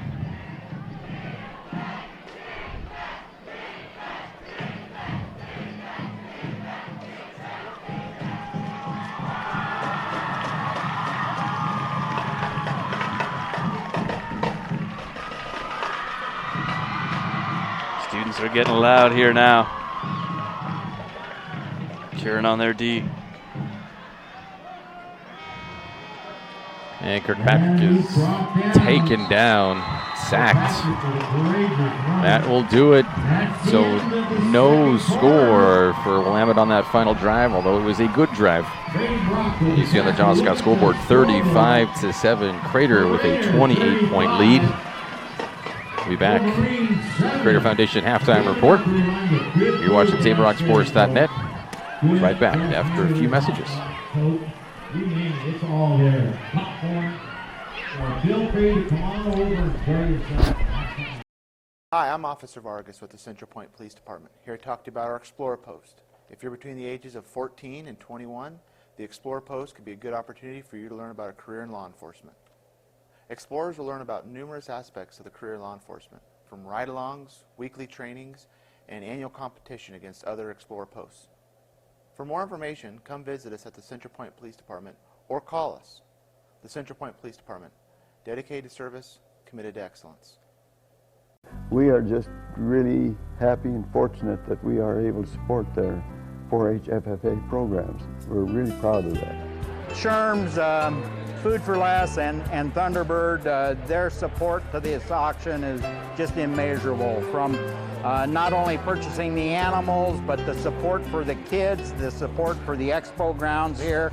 I cannot say enough about SHRM and Wanda and their contributions to the program and the fairground.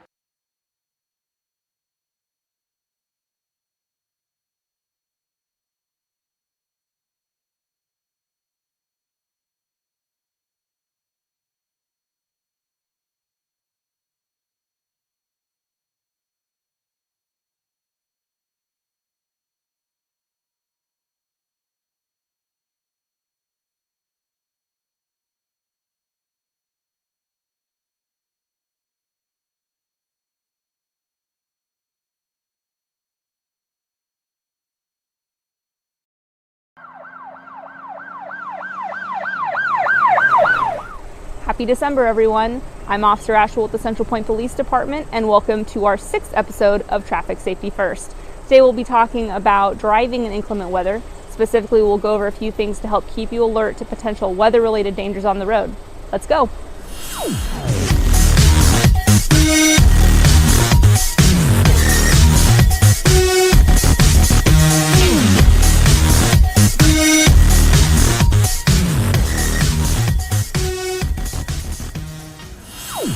For our first topic, let's start with one of the first things people do when driving in cold weather, warming up your car. Vehicles that are parked outside when it gets to be freezing temperatures usually accumulate a layer of frost or ice on the windshield that needs to be melted off before the vehicle should be driven on the road. For your safety and the safety of others on the road, please give yourself enough time to either scrape the ice off all your windows or let your car defrost itself before attempting to drive it. Remember, leaving your vehicle unattended while running isn't the best way to prevent your vehicle from getting stolen. Please stay with your vehicle while it's defrosting if you choose not to defrost it manually. Once your windows are all clear, when you start driving, you may experience water, ice, or snow in the roadways. Please make sure to be extra careful when driving while the roads are wet, as your vehicle or the vehicles of others around you may not be equipped to handle this type of weather and could lose control on the road.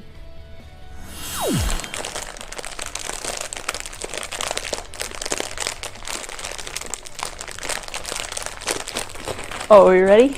Oh, sorry, I'll eat these later. So now that we're inside and it's warm, let's talk about vehicles. Some vehicles are better equipped than others to handle driving in inclement weather due to a variety of features, but an easy way to tell if your vehicle can handle wet and icy roads is to know what type of drivetrain your vehicle has. Specifically, if your vehicle is equipped with all-wheel drive or four-wheel drive, you are in the best position to drive in this type of weather. Front-wheel drive is typically fine to use when in light snow or ice, but other means of travel should be considered before using this type of vehicle in heavy weather conditions. Rear-wheel drive is usually the least effective drivetrain to have in these conditions, but can still work fine in light conditions if you're able to control your vehicle well, not attempt to drive up steep hills, and drive slowly. For our last topic, let's talk about studded tires. It can be a good idea to use studded tires for driving when there's snow or ice on the road, but be aware of the damage these types of tires can cause if they are left on too long or used when the roads are not icy or snowy. They can cause damage to the roadway and, in some cases, have been said to cause your vehicle to have less traction if used when the road is wet rather than icy.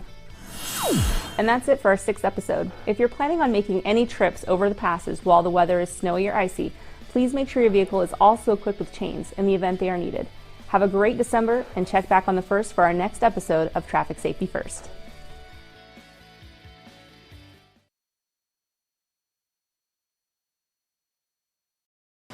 I was talking to Bill. Yeah? Bill and Sherry got a guy. They do? How did they get a guy? Everything happened online, including financing. And their guy even delivered their new car to their home. Maybe we should get a guy. I thought you might say that. Honey, meet Kyle. Find your guy during the Ram Power Days going on now. Chrysler Jeep Dodge of Medford and on lithiasuperstore.com. Not a dealership, a partnership. This year, don't just replace your windows, renew them with beautiful and energy-efficient windows from Bill's Glass. Having new windows installed by Bill's Glass dramatically update and improves the look of your home and helps reduce energy bills year-round. Let Bill's Glass show you what you've been missing. Bill's Glass, the largest glass company in Southern Oregon for your home or auto, as well as the trusted industry leader for over 40 years. Bill's Glass in Ashland and Medford, and now Bill's Glass in Grants Pass. My Circle K is your on-the-go tailgate headquarters. Whether it's a home game or a road game, when you need a big play, call on My Circle K.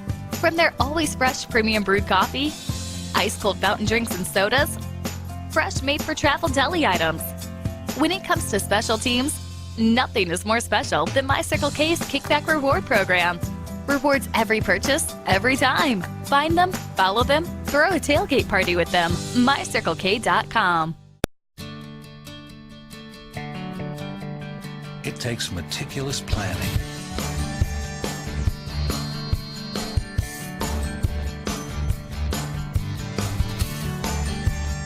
continuous monitoring,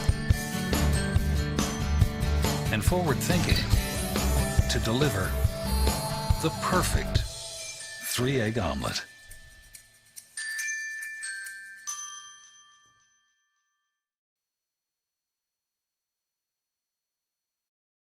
Hello, I'm Lennox Scott, Chairman and CEO of John O. Scott Real Estate. In 1931, my grandfather started John O. Scott Real Estate. I would like to take a moment to thank you for your trust in allowing us to serve your real estate needs. Helping you realize your home ownership dreams is why we do what we do. But one thing is clear, it takes place one client at a time, each individual buyer or seller, because at the end of the day, it comes down to you. The past few years have been an incredible time of growth for us. We now have over 110 offices and more than 3,000 broker associates in the states of Washington, Oregon, Idaho, and California. But our higher purpose is living life as a contribution.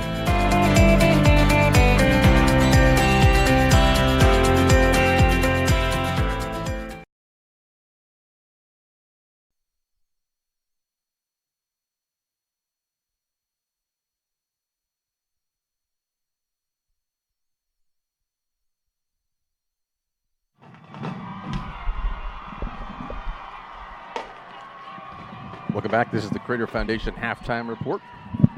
The Foundation provides scholarships for Crater graduates to help them take the next step and succeed. Learn how you can help them too at craterfoundation.district6.org.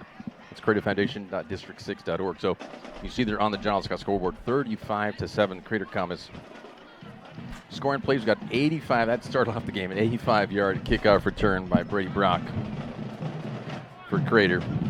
Willamette then answered, 12-yard catch to Elisha Thompson. Tied it all up at 7. We thought, okay, we got a game here. Yep. Something Willamette methodically marched down the field. It was a great drive, so it was just looking perfect. And a 5-yard catch to Jasko to end the first quarter, 14-7. Then Crater, it was all Crater second quarter. 3 touchdowns, a 42-yard catch, all passes, 42-yard catch to Acree, 33-yard to Douglas, and a 16-yard to Douglas. So 4 touchdown passes for Trevor Davis, 2 catches for Douglas, 1 for Acree, 1 for Jasko, and a 85-yard kickoff return for Brock. What else can you do? Either for Crater or for Willamette. Well, you know, Crater's not going to do anything different, right? They're just going to come out here and keep playing. They own this game. They've got this well under control. As far as the Wolverines go, you know, what do you want to do when you come out now? So are you going to try and fight and make this a win? You're going to keep going for the second half, adjust? Or do you want to try some things that are new, get some other players some experience? It all depends on where Coach Wolfram is with what he's wanting to do with his team and what he's wanting to do with his kids there and how he's wanting to get them experience and plays and touches and reps and whatever he's wanting to do in the second half. Could they make a comeback? Yeah, sure, you totally could. But you take a look at what happened last time these two teams met last year. It was a 56-14 rout, and last week was another big upset too. So if I'm Coach Josh, I would say let all these kids get get out there and play, try some different things. I would work kids that don't get a whole lot of time to see what they're. That's just what I would do as a coach. Then I've been a coach, so that's what I would do. It's not all about you have winning, to make right? that decision. It's not. You want. Well, for me, as a coach too. So the main thing for me is I told the parents that I want the kids to be healthy, no matter what. I want them to be healthy overall. Win or loss, I want them to be healthy. I want them to be able to walk away, no injuries, and to be able to have another day to look forward to, and to do other things in their life. The second thing is I want them to be able to have fun. I want them to have fun. I want them to grow and learn, and whether it be within the sport or without the sport, that they are at least having fun. And then the goals are different for each, of course, kid. So some of these players out here, they want to continue to play football. Some are like, I'm just doing it because my parents made me. Or we have different reasons, different goals. And then at that point, as a coach, you're looking at, okay, well, every game is different. So at this point, or I got two options. I can either play for the win. We're down by 28. We are getting the ball back at the start of the second half. But, again, as you mentioned last season, not a good result. And I think getting some kids some playing time, and I think that probably is the best option. I'd go with that as well as Wolfram to get some other players out there, try some things, try some of those plays, maybe some trick plays, or at least get some of these players out here, because I don't know as far as the seniors, but they got quite a few seniors, but they got a lot of underclassmen. They definitely have a lot of underclassmen, and they could definitely get some experience. Varsity experience goes a long way, so I'm with you on that one. Yeah, especially on a road trip too, right? You hate to be, on the road all the way down here, hustling with the team, practice all week, and I get a chance to play. So that's what I always like to do is get the kids out there some chances to play. And have you ever shown the luxury box out there? I'm just looking out here. I mean, you've probably shown it already, right? Get them some FaceTime, some screen time. I mean, that luxury box, that is part of someone's yard, and technically it's the backyard of a house right there. Yeah. And so what a seat. I mean, that's just great seats. Sit in there. You got some snacks. You're right at home. You have the nice bathroom to use and whatever snacks you want. I like that. So a little halftime bath break. Hey, speaking of halftime bath break, how about some scores here? Let's hear it. Let's see. We've got North Medford 27 over Jefferson, only 6, and it's halftime right now. Devin Brad, 2 touchdowns rushing on 70 yards. Jed Carpenter, 2 touchdown catches from Brandon Stoltz. And Demir Collins of Jefferson, he had 5 carries at 75 yards. St. Mary's commanding win over Lost River, 41-0 for St. Mary's. Let's see what else we got here. 12-0 Grants Pass, and that is over. Who's Grants Pass playing? They're playing Summit. Summit is there at Grants Pass tonight. And then Phoenix and Newport, 21-0. And North Medford is away at Jefferson. Lost River is at St. Mary's. So St. Mary's, they got the home game, and that probably contributes to their 41-point halftime lead. Grants Pass at home. We also have Newburgh at Grant, so we got that Portland game. Phoenix is at home against Newport. South Medford's at home against Canby. Cascade is at Klamath Union. Klamath Union actually had we got about a minute and a half here till second half kickoff. But Klamath Union, have you been out to Klamath Falls recently? I have, actually. At the beginning of August, I was there. Not at the school. Okay, yeah. So Klamath Falls has some really nice renovations going on, especially to their gym.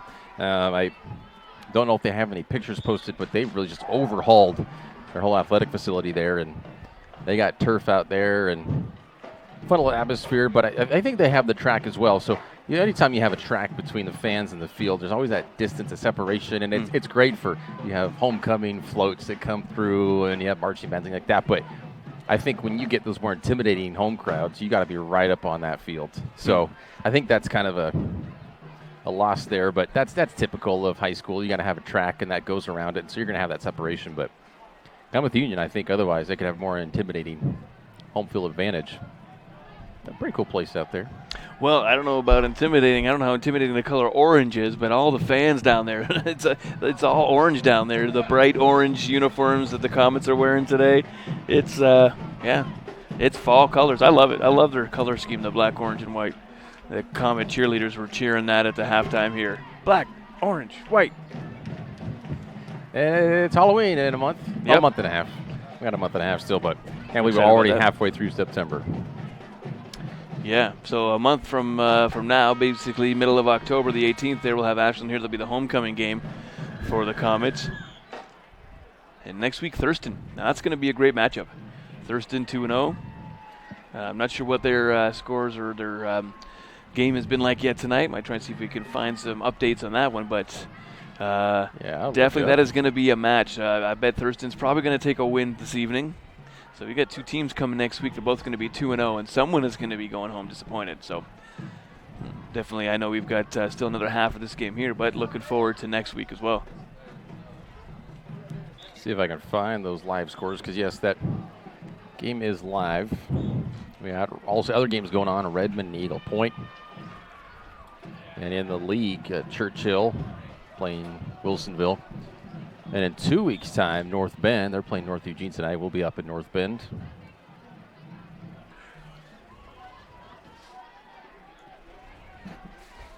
Yeah, I don't see a lot of these teams actually aren't playing this week. But Wilsonville taking on Churchill. See how that one's going. And we got 2 more minutes. We're going to step away for just a moment. Kickoff, second half kickoff coming up next. I was talking to Bill. Yeah? Bill and Sherry got a guy. They do? How did they get a guy? Everything happened online, including financing. And their guy even delivered their new car to their home. Maybe we should get a guy. I thought you might say that. Honey, meet Kyle. Find your guy during the Ram Power Days going on now at Lithia Chrysler Jeep Dodge of Medford and on lithiasuperstore.com. Not a dealership, a partnership. This year, don't just replace your windows, renew them with beautiful and energy-efficient windows from Bill's Glass. Having new windows installed by Bill's Glass dramatically update and improves the look of your home and helps reduce energy bills year-round. Let Bill's Glass show you what you've been missing. Bill's Glass, the largest glass company in Southern Oregon for your home or auto, as well as the trusted industry leader for over 40 years. Bill's Glass in Ashland and Medford, and now Bill's Glass in Grants Pass. My Circle K is your on-the-go tailgate headquarters. Whether it's a home game or a road game, when you need a big play, call on My Circle K. From their always fresh premium brewed coffee, ice-cold fountain drinks and sodas, fresh made-for-travel deli items. When it comes to special teams, nothing is more special than My Circle K's Kickback Reward Program. Rewards every purchase, every time. Find them, follow them, throw a tailgate party with them. MyCircleK.com. It takes meticulous planning,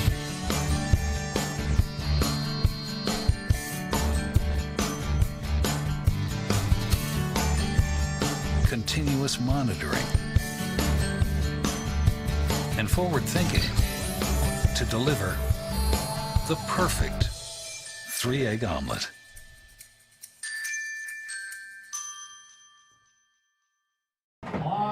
And welcome back. Aaron Nilsson, Danny Canada. And boom, there you go. Third quarter about to start. Crater kicking off, up 35-7. The all orange, if you couldn't tell, going from right to left. Willamette in the all white with the gray helmets going from left to right.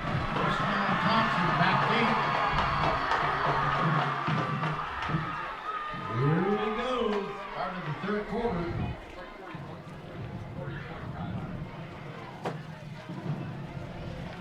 $13 first downs for Willamette in that first half, 9 for Crater. No turnovers in this game as well, so it's been pretty clean. It has been pretty clean, and pretty clean in terms of penalties too. A couple, just minor ones, nothing major. And so every time he kicks off, the PA announcer here, holy cow, it's fantastic. But he's got such a leg. Yeah. He really does. David's doing some great kicking. We'll miss him next year when he moves on. I'll give another kicker a chance to get in there and kick. So I play fantasy football. Just a little fun side note. And one of the guys that I play with really likes Justin Tucker. Who does he play for? He's the kicker for the Ravens. Okay. Someone else on the league wants it or has him, and he wants to make a trade for a kicker. That's never heard of in fantasy football, but he just likes that kicker so bad. He wants him? He doesn't have him? No, and he wants to trade for him. You have him? No, another. Oh, okay. It's just funny. It's just, discussions you have in your league. Yeah. Got about 7 yards on that rush. Yeah, no one usually trades for kicker, but although, I mean, we saw with was it week 1? It was the Saints kicker won the game, right? So he had the game-winning kick. Lutz, yeah. So, but he missed one too. Right. But they have the game-winning. So, it's. I don't know if there's extra points for game-winning kick or not for a kicker in fantasy. Does that happen? Oh, if it's a game-winning kick. Or is it just the total? You get the points I for guess the total it just depends made. on your league. It's usually the total made. You get bonuses if it's over 50 or over 40. It all depends on your league and how you want to set up points. But for a game winner, I don't think that's no more. No, you don't get any extras for that. Well, then, I don't see that. Except you win, so you get bragging rights. I mean, right? If that was a game winner for you, especially the kicker. The kicker won it for you, but no matter what the team won, so it doesn't matter if the kicker scored it or a lineman scored it. You still get the points for the team winning. So grading for a kicker is odd. Well, I've had a kicker win me a match or two in my fantasy league histories. And it is good. Yes, Janikowski actually kicking for the Raiders. Did a 63-yarder. Won me the game, won them the game. It was insane because I got extra points because it was over 60 yards. That was a good win. That was a Monday nighter a couple of years ago. 3rd and 1, and that's a first down. And it looks like Coach Wolfram is going to stick with that game plan, wanting to run that ball, hold the ball, keep it away from the Comets as much as possible and just work that clock. Successful for them so far, that first drive, that first half. They just got to get the ball in the end zone, which has been a challenge for the Wolverines today. So 1st and 10 from their own 32.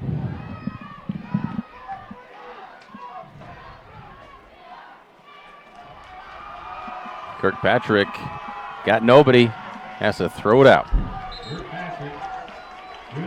Good coverage by the Comets on that one. Jimmy Jordan with the 2nd and 10.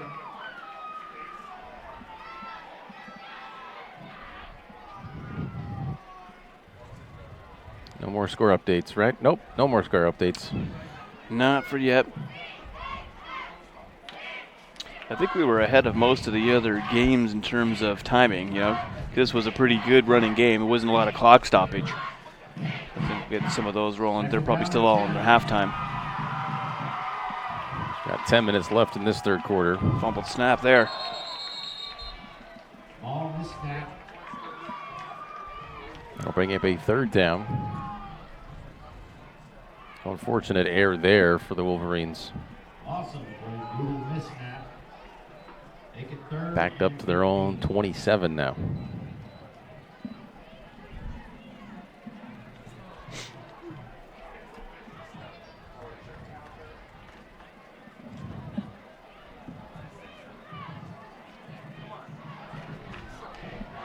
They got to get to the 42.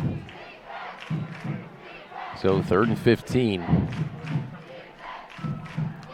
And a lot of pressure. Kirkpatrick just throws that away into no man's land. Surprised I didn't see a flag for intentional grounding there. I mean, there was no one in the area. Yeah, he really did just There throw was it a out. receiver on the right side here, close side down further, but I mean, he was a good 20 yards down. Isaiah Mays putting on the pressure on Kirkpatrick.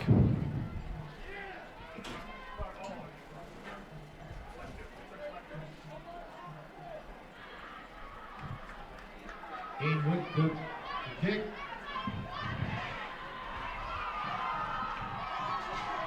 Fourth down, the punt from Woodcook. Gets it off. That takes a Willamette bounce. Big bounce for Willamette. Puts Crater down at their own 37. So great field position again for Crater. Short field.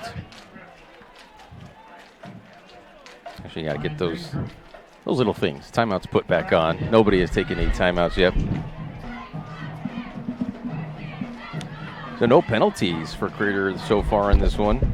3 penalties for Willamette, 0 for Crater. And then no turnovers, a lot of first downs, a lot of offense. Almost a turnover there. Earlier, who was that just went in out of his hands? Ennis. He almost had a pick.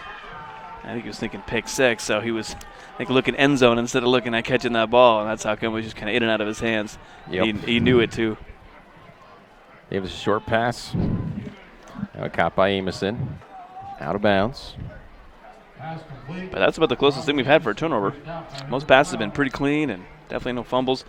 Actually, just that one little muffed snap just right there by Kirkpatrick for the Wolverines. It was the first time he's ever had a misjudge on the ball too. So.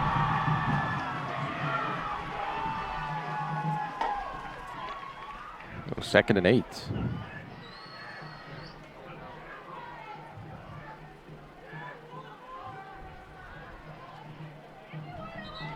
Jasko picks up a couple. He's out of bounds. The clock continues to run.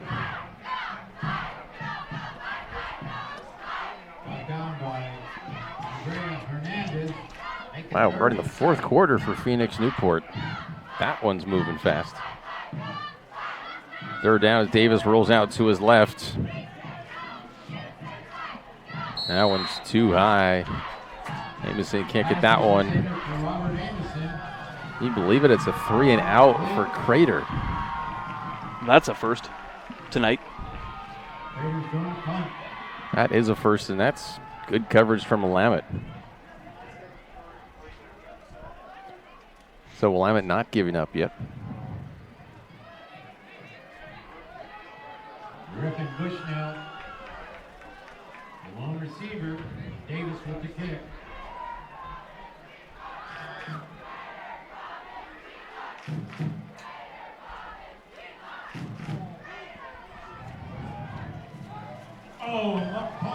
And it collects it. And taken down just about outside the 15, maybe the 16-yard line. Bushnell on that return. That was a hard return, too, because it got over him, so now he's trying to catch it over his shoulder. Clearly, he touched it and muffed it. You almost think would have been better to let it go into the end zone and sort of gamble if he can get it out of the touchback and get it on the 20.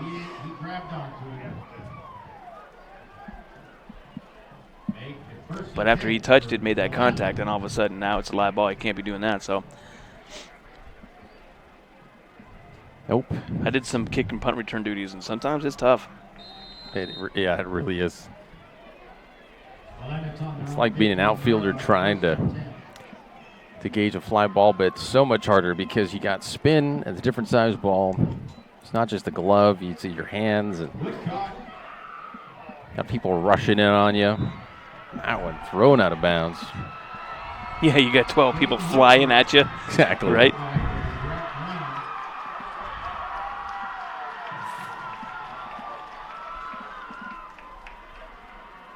No gain on that play. On the positive side, no loss either. All still on the 15-yard line.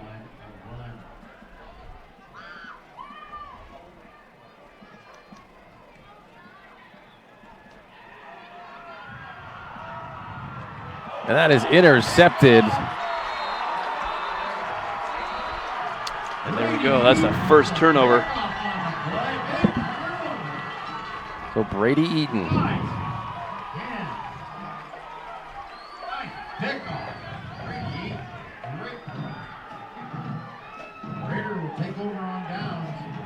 And we'll try that right now. So Dane Woodcook in as quarterback for Willamette. Overthrows his receiver Adams.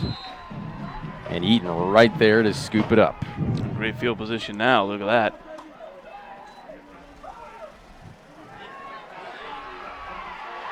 Nice little move there. Chase Shearer still going inside the 15. Should be a first down. And great run by Shearer. First time calling his name today. And boy, did he take advantage of that. Great end around there. Double end around there. And more than 10 yards to move the chains.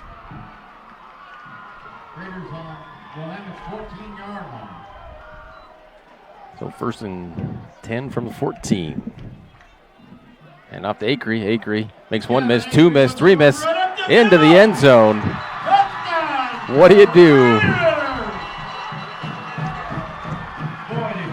Acree. Crater. It's a long drive back to Eugene.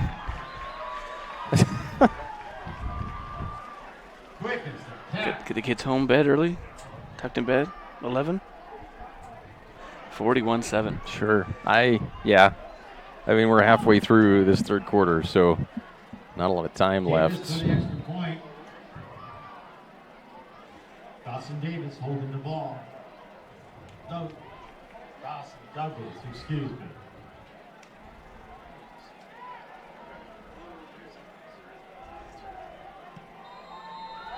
And that one is good. 42-7 on the John L. Scott scoreboard. No, we're going to step away. We need a little breather. I need a little breather. It's a crazy game. You're watching TableRockSports.net. I was talking to Bill. Yeah? Bill and Sherry got a guy. They do? How did they get a guy? Everything happened online, including financing. And their guy even delivered their new car to their home. Maybe we should get a guy. I thought you might say that. Honey, meet Kyle.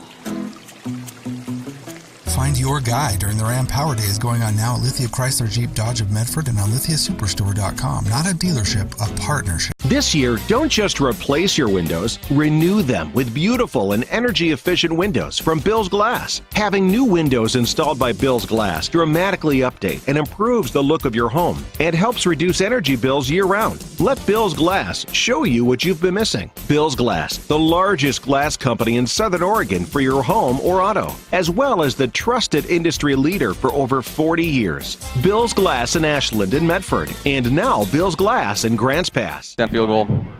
And we are back here at TableRockSports.net. Crater up 42-7 on that 14-yard TD rush from Gavin Acree. I'm just going to guess this is going in the end zone, and it is. That'll be another touchback for Willamette starting from their own 20. So here's another score update. North Medford 35 over Jefferson at 14.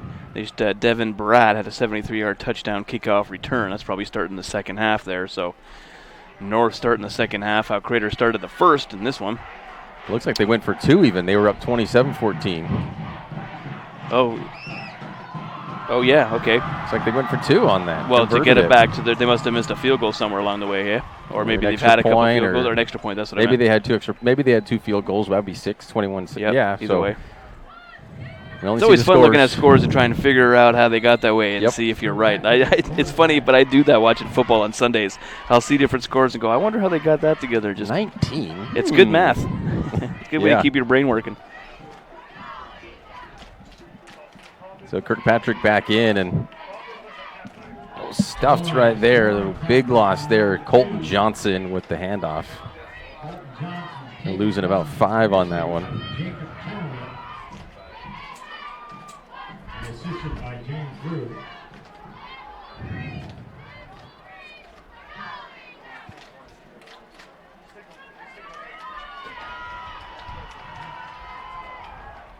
So we have a lot of highlights. We're going to have to be sending back for Friday Night Football. 5-yard loss and the play to make it second down and 15. So we're under 6. Kirkpatrick at quarterback. Kirkpatrick able to find a receiver, and he's got some space. What a hit until he ran into a wall. Players are not liking that. They are not liking that hit at all. Gavin Acree with a big hit on the play. Bushnell, a nice catch and a great play by Kirkpatrick. Showing composure. Players up and okay. Here is that replay. Kirkpatrick able to get out of some trouble. Throws it down. Acree coming out from his free safety position and levels him.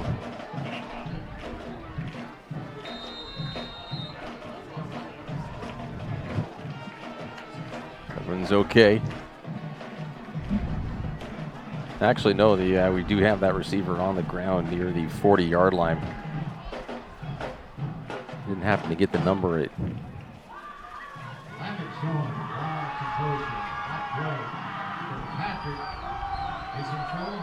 Hopefully he is okay. Go ahead and take a break. Be right back after some messages. You're watching TableRockSports.net. All right, this is Adam. Take 2. Mark? I guess. I go like this. The best part about playing football in Texas has to be the reaction from the community. I want to encourage others to play volleyball or choir because you get to experience new things and do stuff that you've never done before. My reason why is passion. My reason why is pride. What is a role model? A person looked to by others as an example to be imitated. What is sportsmanship? Fair and generous behavior or treatment of others, especially in a sports contest. This new school year, we want children to enjoy their experience in organized athletics. Let's pledge to make lifelong positive. And we're back. After that hit, Kirkpatrick throws it over his receiver, Johnson. I believe that was Griffin Bushnell who was the one who took the hit from Gavin Acree, and he is up. He's able to get up as we were away. And I would just assume they're going over concussion protocol. Just kind of seems a standard. Anytime someone's down on the ground and gets hit like that. Second down and 10. Hopefully we'll see him back in the game.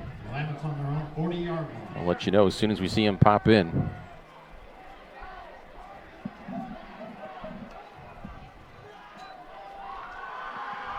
Kirkpatrick going long, and it's caught. And that is going to be a catch. Great catch from Preston Basinger. Another first down for Willamette. That was a nice catch. Again, kind of a crazy decision to throw it over there. Looked like double coverage right close to the sideline, but hey, that one paid off, and that was some great sportsmen right there by the Wolverines. Now down to the Comet, 38.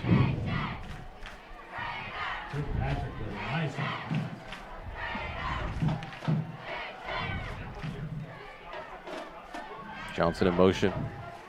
The handoff, and he is stuffed. Several comments in on that one. Another score update for you here. So North was 35 over to Jefferson. They were at 14. Jefferson now 22. So it looks like they scored and went for 2. Yep. And let's see, we've got Grants Pass 12, 7 for over Summit. Offense, that's not the Grants Pass putting up 30, 40 easy every game last season. Yeah, that was your 12 school points last year. for them. Yeah, covering them, and Owen Coyle. I mean, just what they were able to do. The points they were able to score. And they had three of their receivers and their running back were seniors, but 12 points is uncharacteristic. Maybe Summit's defense is amazing. They're going to call a flag on this one. And that one's probably a face masking. It looks like he wrapped around and got the ball, but horse collar. Caden Lassiter, let's see what that call is. That's holding on Willamette. Did not see that. Because the tackle did look like he got him around the arms, but yeah, that was, we were from behind. So another 10-yard penalty. Offensive holding. No penalties on Crater so far. We've got 4 for Willamette. I'm sure Coach Randy Wade's happy about that, right? Having his boys playing clean all day. For sure. Anytime you keep that part of your game and keep that as a non-factor. That's about the only stat you want as a 0, right? Exactly. Turnovers, that's another one. But yeah. Oh, yeah, sure. Turnovers and penalties, those are the two that really can make or break a game. You have 4 penalties for 30 yards for the Willamette Wolverines. Still not terrible, but we do have another quarter and a half to go. That was Dakota Mason on the catch there for the Wolverines. Dakota Mason with a nice catch. Big gain on that play. So that'll help their third down efforts here, but still a 3rd and 8. Got to get to the 28. When you're playing this Crater D2, that 3rd and 8, that's a long 8. Anytime it's 3rd and 8, it just feels so long. Pretty much, it's almost 9. So yeah, it's definitely long ways to go. Kirkpatrick looking the short pass again. Inside the 35, but still about 7 yards away from a first down, maybe 6 away. And that's that play that the Comets have been seeing all day. And the first few times, it's really been able to, they've been able to catch them got him a couple yards there. That's about good for that. About 2 to 3 yards is what that little run back to the quarterback is good for. So 4th down. It's 4th down, and this is where they're just going to have to go for it. They're at the point we're under 3 minutes to go here. And this is one of those spots too where if you try to kick a field goal or if you try and punt it, I mean, this is just on the yard sticks right here, that 35, 40. That's a weird spot to be in on a 4th down. It's pretty much guaranteed go for it territory. A lot of pressure from the Crater defense, and Kirkpatrick just can't hit his receiver behind him, and that'll be a turnover on downs. Yeah, and that's a shame too because he had some space in front of him. If he was able to lead his receiver rather than having to come back into his shoulder, I'm sure they would have been able to not only just get a 1st down, but he probably got close to a touchdown there. That's going to be one you'll be reviewing on the film. Yeah, when you got a receiver open, that's a punch in the gut when you can't hit an open receiver. So 2nd turnover for Willamette, both in this quarter. Turnover on downs.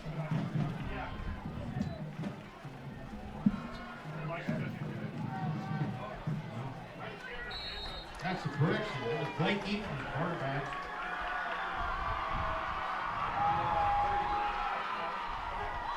Looks like that's Cameron Kramer on the carry for the Comets. Pretty good little gain on the play, 5 yards. Make it 2nd and 5. Blake Eaton, the quarterback.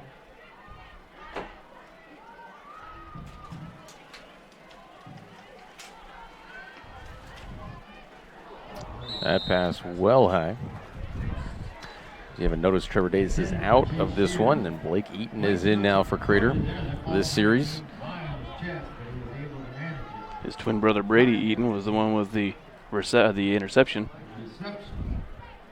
And Brad Eaton, his coach, dad, and principal over at Scenic. Awesome tight-knit community here in Central Point. He's got 3rd down now. Eaton wide open to Tyler McIntosh. McIntosh is into Wolverines territory for a 1st down. Great job, McIntosh, too, being able to step in bounds there. As he caught the ball, he was kind of running wide. Had to slow himself down and make sure, hey, don't step out here. Turn it upfield and get himself more than a 1st down. Got some good yardage there. Good experience for Eaton, too, as quarterback. Right now with well over a quarter left in this one. Yeah, and I got to see Eaton a couple of times last year, Aaron, in these same situations where Crater was up by a commanding lead. And even when they were down by a commanding lead against Wilsonville when they were losing by a bunch, Eaton got some chance to get in there and play. And I love how Coach Waite does that, giving, his younger players chances to get out there and play. And Eaton would most likely be the starting quarterback next season. He is a junior, so seniors, you have him for a year. So anything he can get this season, especially in the 2nd game of the season, be beneficial as they head into his senior year. Kramer again getting stuffed by Willamette. Down to about the 39. So picking up 2. It'll be 3rd and 4. Make it 3rd down around 5.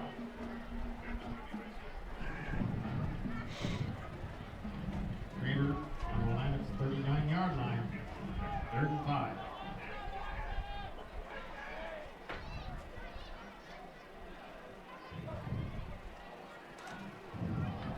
Man in motion, a little trickery. Kramer is able to pick up a 1st down for Crater. Yeah, just some great misdirection there. We have the wide receiver running through, thinking an end around, and just being able to pop it into the receiver or the running back and just boop, get the 5 you need for move them chains. And that will do it for the 3rd quarter. So 1 score, 14-yard touchdown rush from Gavin Acree. Nothing from Willamette. As we go into the 4th quarter, 42-7. You're watching TableRockSports.net. You're right back after these messages. I was talking to Bill. Yeah? Bill and Sherry got a guy. They do? How did they get a guy? Everything happened online, including financing. And their guy even delivered their new car to their home. Maybe we should get a guy. I thought you might say that. Honey, meet Kyle. Find your guy during the Ram Power Days going on now at Lithia Chrysler Jeep Dodge of Medford and on lithiasuperstore.com. Not a dealership, a partnership. This year, don't just replace your windows, renew them with beautiful and energy-efficient windows from Bill's Glass. Having new windows installed by Bill's Glass dramatically update and improves the look of your home and helps reduce energy bills year-round. Let Bill's Glass show you what you've been missing. Bill's Glass, the largest glass company in Southern Oregon for your home or auto, as well as the trusted industry leader for over 40 years. Bill's Glass in Ashland and Medford, and now Bill's Glass in Grants Pass. It was incredible. And we are back at the end of the fourth quarter. John Scott scoreboard. Talking a little baseball during the break. So we're heading into that time of year. That is incomplete. This is exactly why you need to have Eaton in there as a QB, getting these reps, right, and real game time experience, because the game is a lot quicker than practice. It just is. Oh, you yeah. know? And until you've got that experience and that play time and those reps, it stays pretty quick. It takes a while for it to slow down. You want to have him ready when he becomes a senior next year. This is a great chance for him to get some opportunities. You also have the factors if it's under the lights and it's fans in the stands, friends, family. Guys cutting in and put out about the 22-23. Another first down for Crater, and that's Chase Shearer. Yeah, like I say, Eaton got some reps even last year when he was just a sophomore too, so Coach Wade doing a great job on him.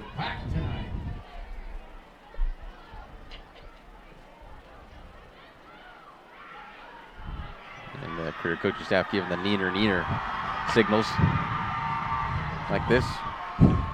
Thumbs on the forehead, Yeah, wiggly the- fingers, the palms rainbow up. ears, rainbow antlers. Neener. Yeah. Wow. Picking up about 5 yards on that one, Kramer. Bouncing around.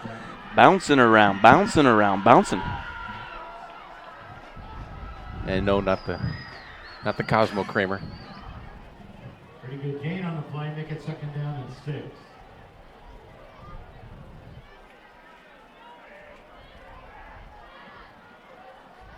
Pressure coming, but bouncing outside. And nice move by Perez to get it in the end zone. Yeah, that was a great run there. Just continue to move forward, looking for that green, hustle, and watch your blockers. Perez putting it in for another 6. It was a 6-yard rush from Angel Perez.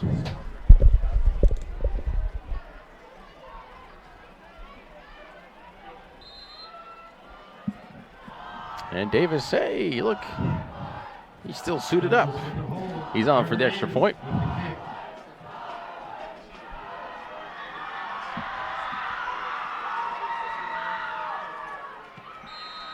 That one kicked well through.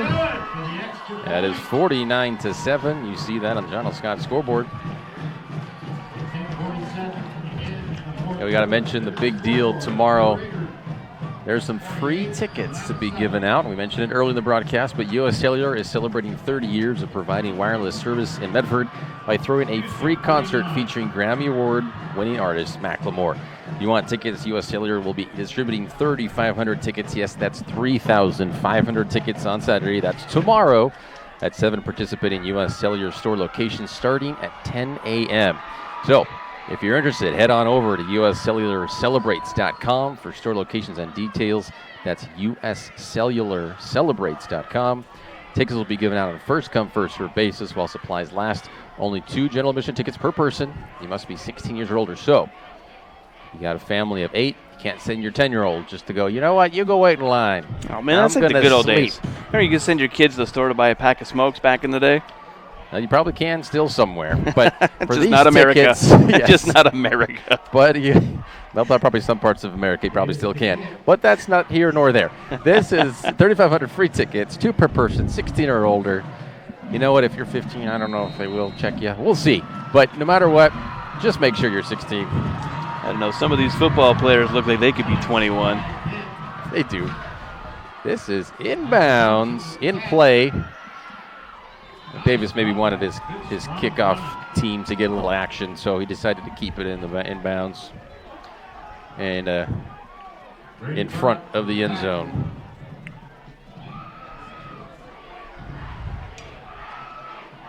Yeah, Willamette will take over.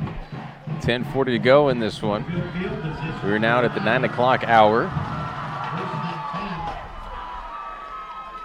It has cooled down to a nice 75 with rain coming next week. Rain, rain, rain. But as of right now, it's going to stop before the game against Thurston here Friday night. Would you say rain next week? Rain Sunday through Thursday. Ooh. We do have another soccer game out here, I believe on Tuesday, so that could be a wet one. Handoff from Kirkpatrick. No, hey, he tricked even me. Nice pass to Adams. Ooh. Adams, that's a first down. And we got a flag. You might get a leading with the head there because you could hear that hit once they collided over here. And there is a flag on the flag. Let's see if we got that on replay. We do have that on replay. That was hard to see. Yeah, that's exactly what the ref called there. Personal foul, leading with the head. Personal foul. Okay. It's probably going to be a nice 15-yard walk-off there. That is. First penalty on Crater. Yeah. You know, and that's just kind of one of those calls. These guys are running full tilt at each other. You know what I mean? And it didn't look like he was necessarily spearing, diving with his head, but just kind of colliding there. And, you know, the runner, too, he was going to put his head down because he wants to kind of brace himself. And I think that's just what it was, just a collision. You know, the refs are down there. I get it, safety for the kids, but I don't know if that one was really a Did they penalty call that worthy. Unnecessary roughness? Yeah, personal foul. Or personal foul, unnecessary roughness. Was it? Okay.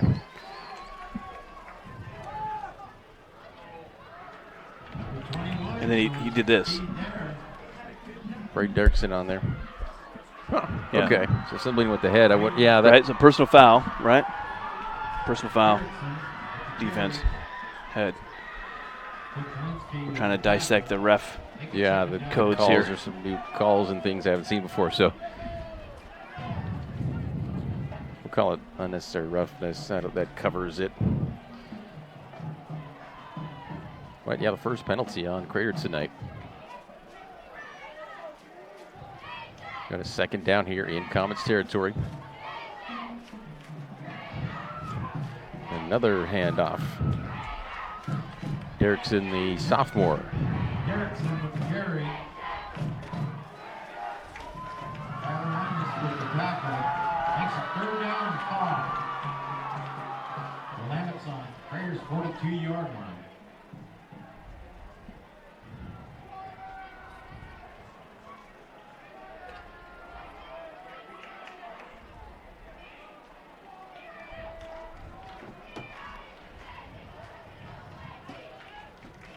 So they got to get to the 37. Man in motion. No handoff. Kirkpatrick dumping it off to the man who was in motion. That's an incomplete pass. But there's a penalty on the play. That might be PI. He might have been there just a touch early.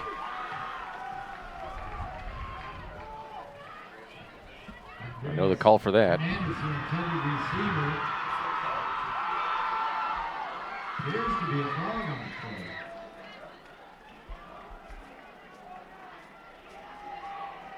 It's a personal foul. Another personal foul against Crater. So not a PI. Appears to be personal foul. Well, It's a 15-yard penalty. So Crater just handed it to Willamette as far as yardage, field position. And I wonder if that was just something wordy over there. I mean, it didn't seem like it was too bad of a hit, just kind of knocked him out of bounds. You know, being down there in the field, hearing what these guys are chirping at, who knows what we missed up here in the booth. That didn't look that bad. Did it look bad, Aaron? The hit? No, but I think it probably was, like you say, just a lot of chatter down there. And that's intercepted. That's Eaton going the other way. And that was out of bounds. That was actually a late hit. That's another penalty flag. This will be on Willamette. He was already out of bounds, well out of bounds, and he just got hit. Oh, yeah. The refs are just jumping in there real quick. If you see it stopping any kind of physical. Want this to go the wrong way because of that hit Acre. That really started it. Hit with Acre. And then Willamette started to do some stuff. And now Crater. Yeah. Did you get a replay on that one? I did not. Nice, another pick. Another one for Eaton, yeah? I was watching him come off, and I was watching to see if anything was happening on the sideline. I didn't push to get the replay, but that's the third turnover for Willamette. Crater gets some of those yards back for that hit out of bounds. And that's a 15-yard. That's a 10-yard penalty. I believe that's a 10-yard penalty. 10 Crater. And Eaton now with the interception, now back up under center. Handoff. Looks to be Riken to Villeneuve. Riken to Villeneuve at the carry. Bryson Green with the tackle. Make it second down and 5. So far now 5 penalties on Willamette. Total of 40 yards. And 2 for 30 yards for Crater. Eaton at quarterback. So we are under 8 minutes to go here in this one. 49-7. Perez trying to shake and bake, but he can't get away. So loses a couple on that one. It's about a 3rd and 7. Final now for Phoenix. Phoenix 27-0 over Newport. And that's the first win for Phoenix since October 28th, 2017. That can't be. That's what they're telling me. That's winless? That can't be. This just in, breaking news. Like good for Southern Phoenix. California, the SIG alert. You know, SIG alert on the radio. What is that? SIG alert, just on radio traffic. Oh. So traffic on the radio, that was, I think, KNX 1070 News Radio. Anyway, an LA station. Hey, you should be a jingles guy. Oh, I'm a jingles guy, and I do it for volunteer, and not for the public. To Villeneuve, forcing his way to a first down. Villeneuve with a nice run for a first down. To Villeneuve, Jr. He's friends with my daughter. He's been over my house a couple times for some birthday parties. Good kid. Get to call his name a couple times tonight. See him doing a good job running the ball here, fourth quarter. His father is the lawyer, correct? Mm-hmm. We fight for you. Schlesinger and de Villeneuve. You seen those commercials too, eh? Oh, the billboards everywhere, yeah. Oh, yeah. Yeah.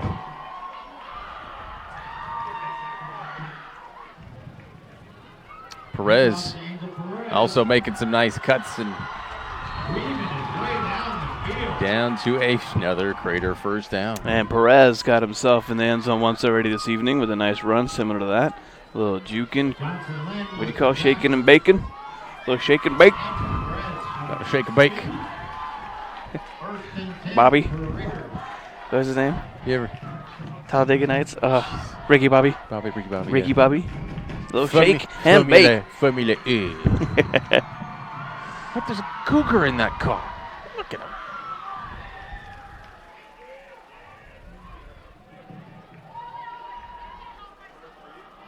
Just letting these play clocks run down. Might as well. Time on their side. Time. No. No. All right. Just me. It's a solo, but not a good one.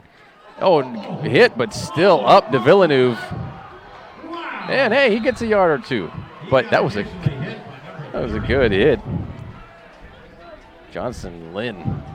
You could see him coming on the outside. He was just up there on the line of scrimmage waiting to pounce. Kablooey. Surprised no outside there because Eaton just sitting there holding, waiting. You know, they were revving, ready to go on that one. Surprised nobody jumped. That was some good patience and discipline there on the Wolverine defense. You know, that's the thing, though. I mean, we make that big hit. It's better to make the tackle. So you make the hit, but you got to wrap up. Yep. Sometimes you make the hit, it's collision, you're knocked out too, kind of whoa, disoriented. Get your arms around him, and just one more thing that the runner has to deal with. It's great for highlights. De Villeneuve. And fighting for another few yards. This will bring up third down. And still about 10 now, getting back to the original line of scrimmage. For me, it's the same thing in basketball when you have these defenders making these spectacular blocks and they swat the ball just way like 10 rows deep in the stands. But although they could have just reached out and probably grabbed the ball and just they had it now. But because they gave it back to the team, by not throw it in. Bounds. But yeah, it's like they go for these spectacular swats. It's going to kill this thing. And I love it when I see players do that, where they maybe they make it or they just tap it real quick to themselves and just grab it. And watch the edge. It looks like he's coming again. On the close side here. Was that 41? I can't see the other number, but. On the near side? The close side here, yep. He backed off a little bit. The coverage. Eaton got him open, and what a catch. Wonderful catch. That's Brady Eaton. So Eaton to Eaton. Eaton to Eaton. How many times do you think they practice that in their backyard? And they're eating. They're eating up on the Willamette defense. Oh, that's for sure. Two brothers right there, and that was a fantastic catch over the shoulder. Puts it down first and goal from the 2. I bet you they've done that a few times in the yard.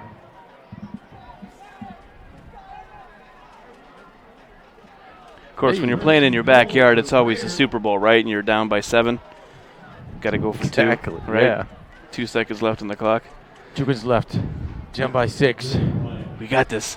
Come on, bro. You run to the outside. I'll throw it to you. Super Bowl.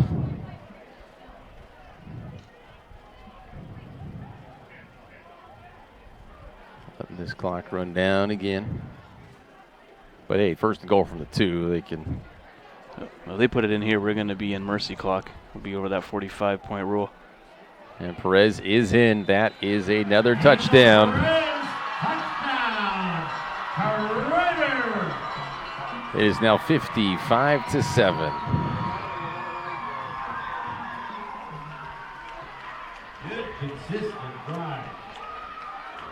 Got a final now for Grants Pass and Summit. Grants Pass 12, Summit 7. So there's Grants Pass on a win tonight. Ashland 42-0. About 3 minutes left in the 4th, so they're going to go ahead and have their win. Ashland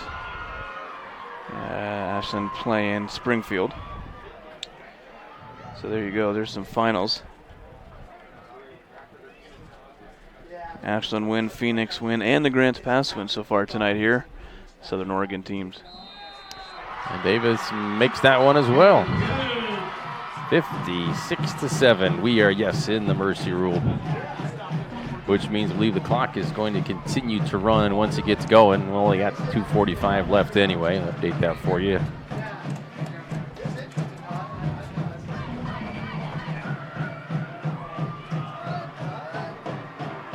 So yeah, 12-7 for Grants Pass. That's only 12. Wow. Now, Arby's before or after the game, stop in at the Arby's at 41 East Stewart Avenue in Medford, where they have the meats, and they mean it. Arby's at Stewart and Riverside before or after the game. That's the coaches coming out of the box up here in the booth. They are heading down to be with the team there on the sideline, having the mercy rule now, so clock will just be running. 56-7. What was last year's score? We brought it up. 56-14, I believe it was.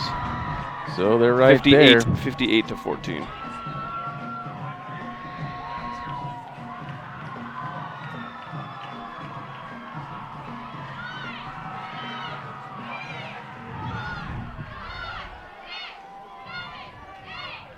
So they're right on for about what they were last year. That's consistency.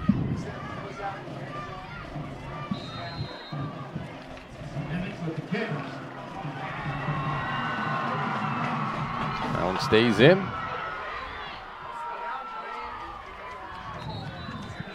That was returned by Jermaine Richards. So the time is rolling. Yeah, last year 58-14, so would that have been in the range as well of the mercy rule?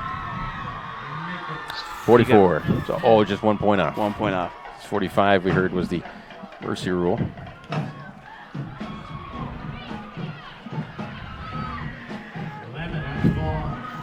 Wow. What a night.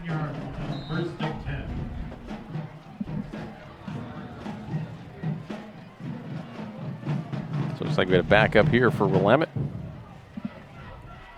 Lane Nelson, the junior.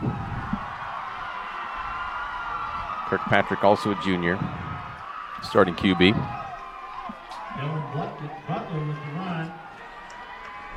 Jacob Timber. And on the tackle will make it second down and gone. Ball's on the 20-yard. See that Nelson was signaling for a timeout, but I don't think there's any timeouts allowed in that mercy rule period.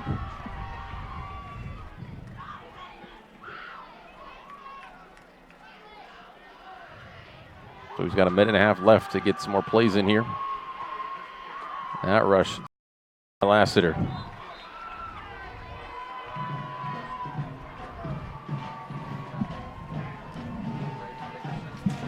Braden Derrickson. At the run. James through to the tackle, make it third down and about 12. Under 1 minute left.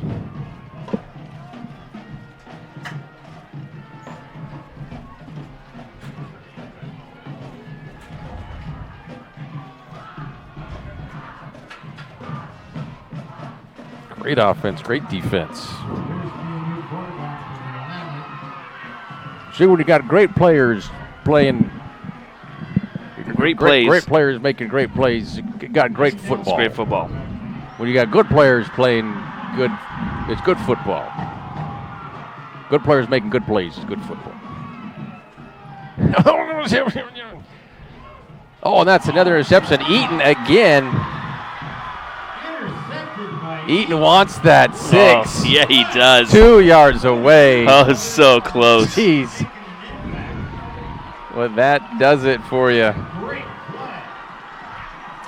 That ends the game. And that's it at the buzzer.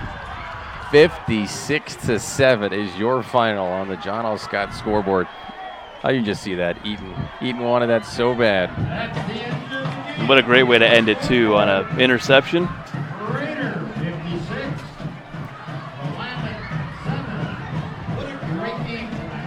Stay with us for the MyCircleK.com post-game show, which comes your way next. We'll recap tonight's scoring, look at key stats, select our Southern Oregon Sports Commission player of the game, and check the John L. Scott scoreboard around the state, all during the MyCircleK.com post-game show. Coming up next, 56-7 is your final. As the players' traditional handshake in the middle of the field. We will be right back after these messages. Dear Dad, I was afraid to say this to your face, but I heard you yelling again from the stands during my game. You were shouting at the coach, the refs, even the other parents. It embarrasses me when you yell at everyone. It really stresses me out. I love sports. I love my team. I just want to play, but not if you always lose your temper. Love, Katie. Know your role. Learn more at southernoregonsports.com.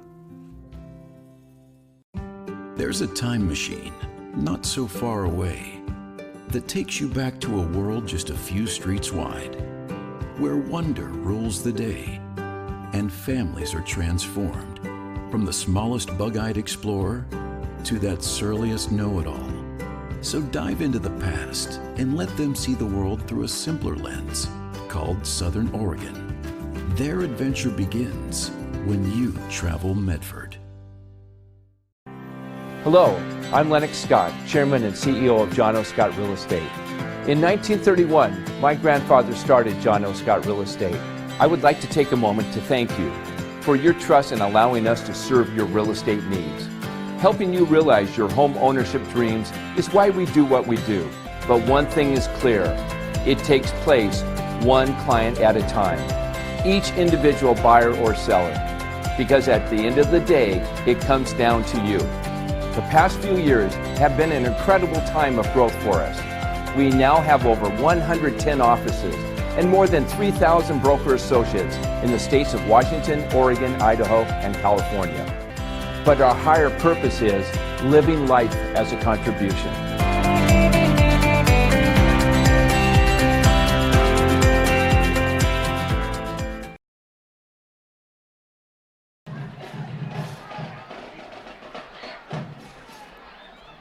And welcome back to the MyCircleK.com post-game show. Aaron Nilsson, Danny Canada. The fans, team still milling around there on the field here at Dutchmeyer Field. 56-7. Let's recap the scoring for you really quickly. Crater opened it up with a bang. 85-yard kickoff return by Brady Brock. Willamette came right back with a 12-yard catch. That was Elisha Thompson, tied it up at 7. Then a 5-yard catch. Trevor Jasko put Crater up 14-7 going into the second quarter. All Crater second quarter, 42-yard catch. Gavin Acree, then Dawson Douglas. 2 catches for 33 yards and 16 yards. Put him up 35-7 at the half. And that was it. 14-yard rush, Gavin Acree in the third. The only score of the third quarter, 42-7 Crater. And then 2 rushes by Angel Perez in the fourth, 6 yards and 2 yards, 49 and 56-7. And then it was Blake Eaton, the backup quarterback for Crater, who got that pick, almost 6 at the end to seal awesome. The deal. Got 2 yards away. He was fighting. He wanted that. They were already in the mercy rule at that point. Was that his third pick? That was his second pick. Second pick. The other Eaton got the other pick, right? It was 1 turnover on downs. They had 4 turnovers, Willamette. Crater 0.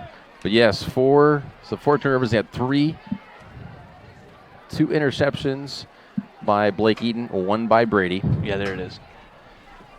And making Dad proud. Brad Eaton is the coach here, and I'm sure you've seen his boys playing games like that. He's got a smile on his face, not only because he's coach, but he's dad too, and what a great game tonight. So aside from that, first downs, all over the place. Crater ended up with 7 in the second half, 9 in the first, so 16 total first downs. Willamette had 17. And Willamette had a great job with a lot of their. They really did. They got a lot of yards. They ate up a lot of clock, a lot of field. Just their one downfall is they just couldn't put it in the end zone. Actually, they had a hard time getting even into the red zone tonight as well. They really did. Their drive started to stall right around that 30-yard line and just couldn't get into that scoring zone. Well, and pretty much every time because they were starting off touchbacks because Trevor Davis was kicking them all in the end zone. They were starting at least at their 20. That was the closest they really ever started. So they had the field to go practically every time they had to start a drive. Yep. Penalties as well. Crater 2 personal fouls, so 15-yard penalties there in that third and fourth quarter for some hits. So 2 for 30, and Willamette talked about that with head coach for Willamette, Josh Wolfram. He was talking about how to limit those penalties. Well, they had 5 total, and for a total of 40 yards. So most of the penalties though, didn't come until the end of the game, so the kids did play very clean for the majority of the game. A late hit, offensive holding, offside, defensive holding, and a false start. Yeah, next week, Danny does not get any easier for this Crater team. Go from a 40-0 shutout win at Wilsonville, 56-7 home win. Next week, right here, Dutchmeyer Field. Yeah, Thurston. And I cannot get an update on the Thurston score.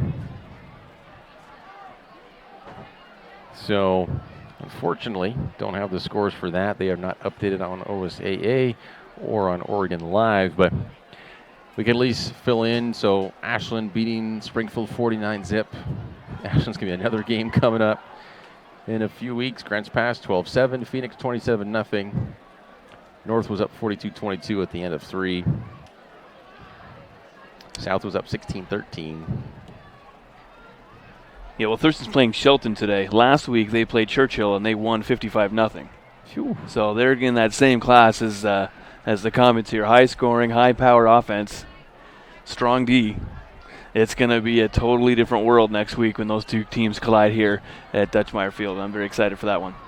All right, who's our Southern Oregon Sports Commission player of the game? We got a few options. Yeah. Do we have to pick them? Well, we might need to do a co-player because Eaton with 2 picks on defense. That's fantastic, right? And his twin brother, can they be one? Just the defensive Eatons? There we go. There you go. Okay. With the 3 Eaton picks, on that's defense. great, right? Yeah, and then I got to give Trevor Davis for offense as well. Just with 5 touchdown passes. So there's 5 extra points. No interceptions. No No turnovers at all, so no fumbles either. Not a lot of running from Davis tonight. We didn't see him with the ball at all. He had his few scrambles, but he didn't need to. Which were mostly just from probably more or less broken down plays, just couldn't find an open receiver, than a designed QB keeper run, because, that was what he was doing a bunch last week. Very successful. Totally different game plan. This week, very successful. So great job, Coach Waite. So we'll give it to those 3 players for the Southern Oregon Sports Commission, players of the game. Any final thoughts? Oh, my final thoughts are I'm glad it's weekend. I'm glad for a little break, and we'll be back next week with you on Table Rock Sports. Like you said, Aaron, we'll be doing some volleyball. We'll be doing some soccer next week. Just taking a quick look at the schedule here. What do we have? Volleyball, North Medford on the 16th. That's going to be Monday. And then looks like we've got soccer on the Tuesday. So we'll be here for you for that. So some more sports for you at TableRockSports.net. This is the busy season. Kits right here for all of the free games you'll be able to watch part because of our community business partners. We do thank you for watching tonight's broadcast. Be sure to download the free TableRockSports.net app and watch the replay of this game for free on your mobile devices. I'd like to thank David Hurd, Crater High School Athletic Director, for hosting Lithia Superstore Game of the Week on TableRockSports.net. Tonight's broadcast, special thanks to both head coaches, Josh Wolfram for Willamette, Randy Waite for Crater, for especially giving us some time to get the Bills Glass Coaches Corner in for that pregame. Check out some great features on our updated website at TableRockSports.net and follow us online at Facebook.com/TableRockSports and on Twitter at TableRockSports. Hope you enjoyed this free broadcast made possible by our sponsors' support. And, of course, we have these highlights and all the highlights, Portland, Eugene, and down on Channel 10, KTVL, Friday night for Friday Night Football. It's September, Friday the 13th. We didn't talk about it much, but it is Freaky Friday Night Football. Never even mentioned it once. I talked about it all morning on my morning show, but Freaky Friday Football never came up tonight. Yeah, we talked about it yesterday. But, yeah, some of the creators are going to be interviewed on KTVL tonight, so make sure you tune in and check that at 11 o'clock, about 10 after on Friday Night Football with Joe Brett and the crew. Again, the final score on the John L. Scott scoreboard, 56-7. This has been a special presentation of Table Rock Sports with Andy Canada. I'm Aaron Nilsson, saying thanks for watching and good night from Crater High School in Central Point, Oregon. Flip that around for you. Have a wonderful night and hopefully a safe Friday the 13th.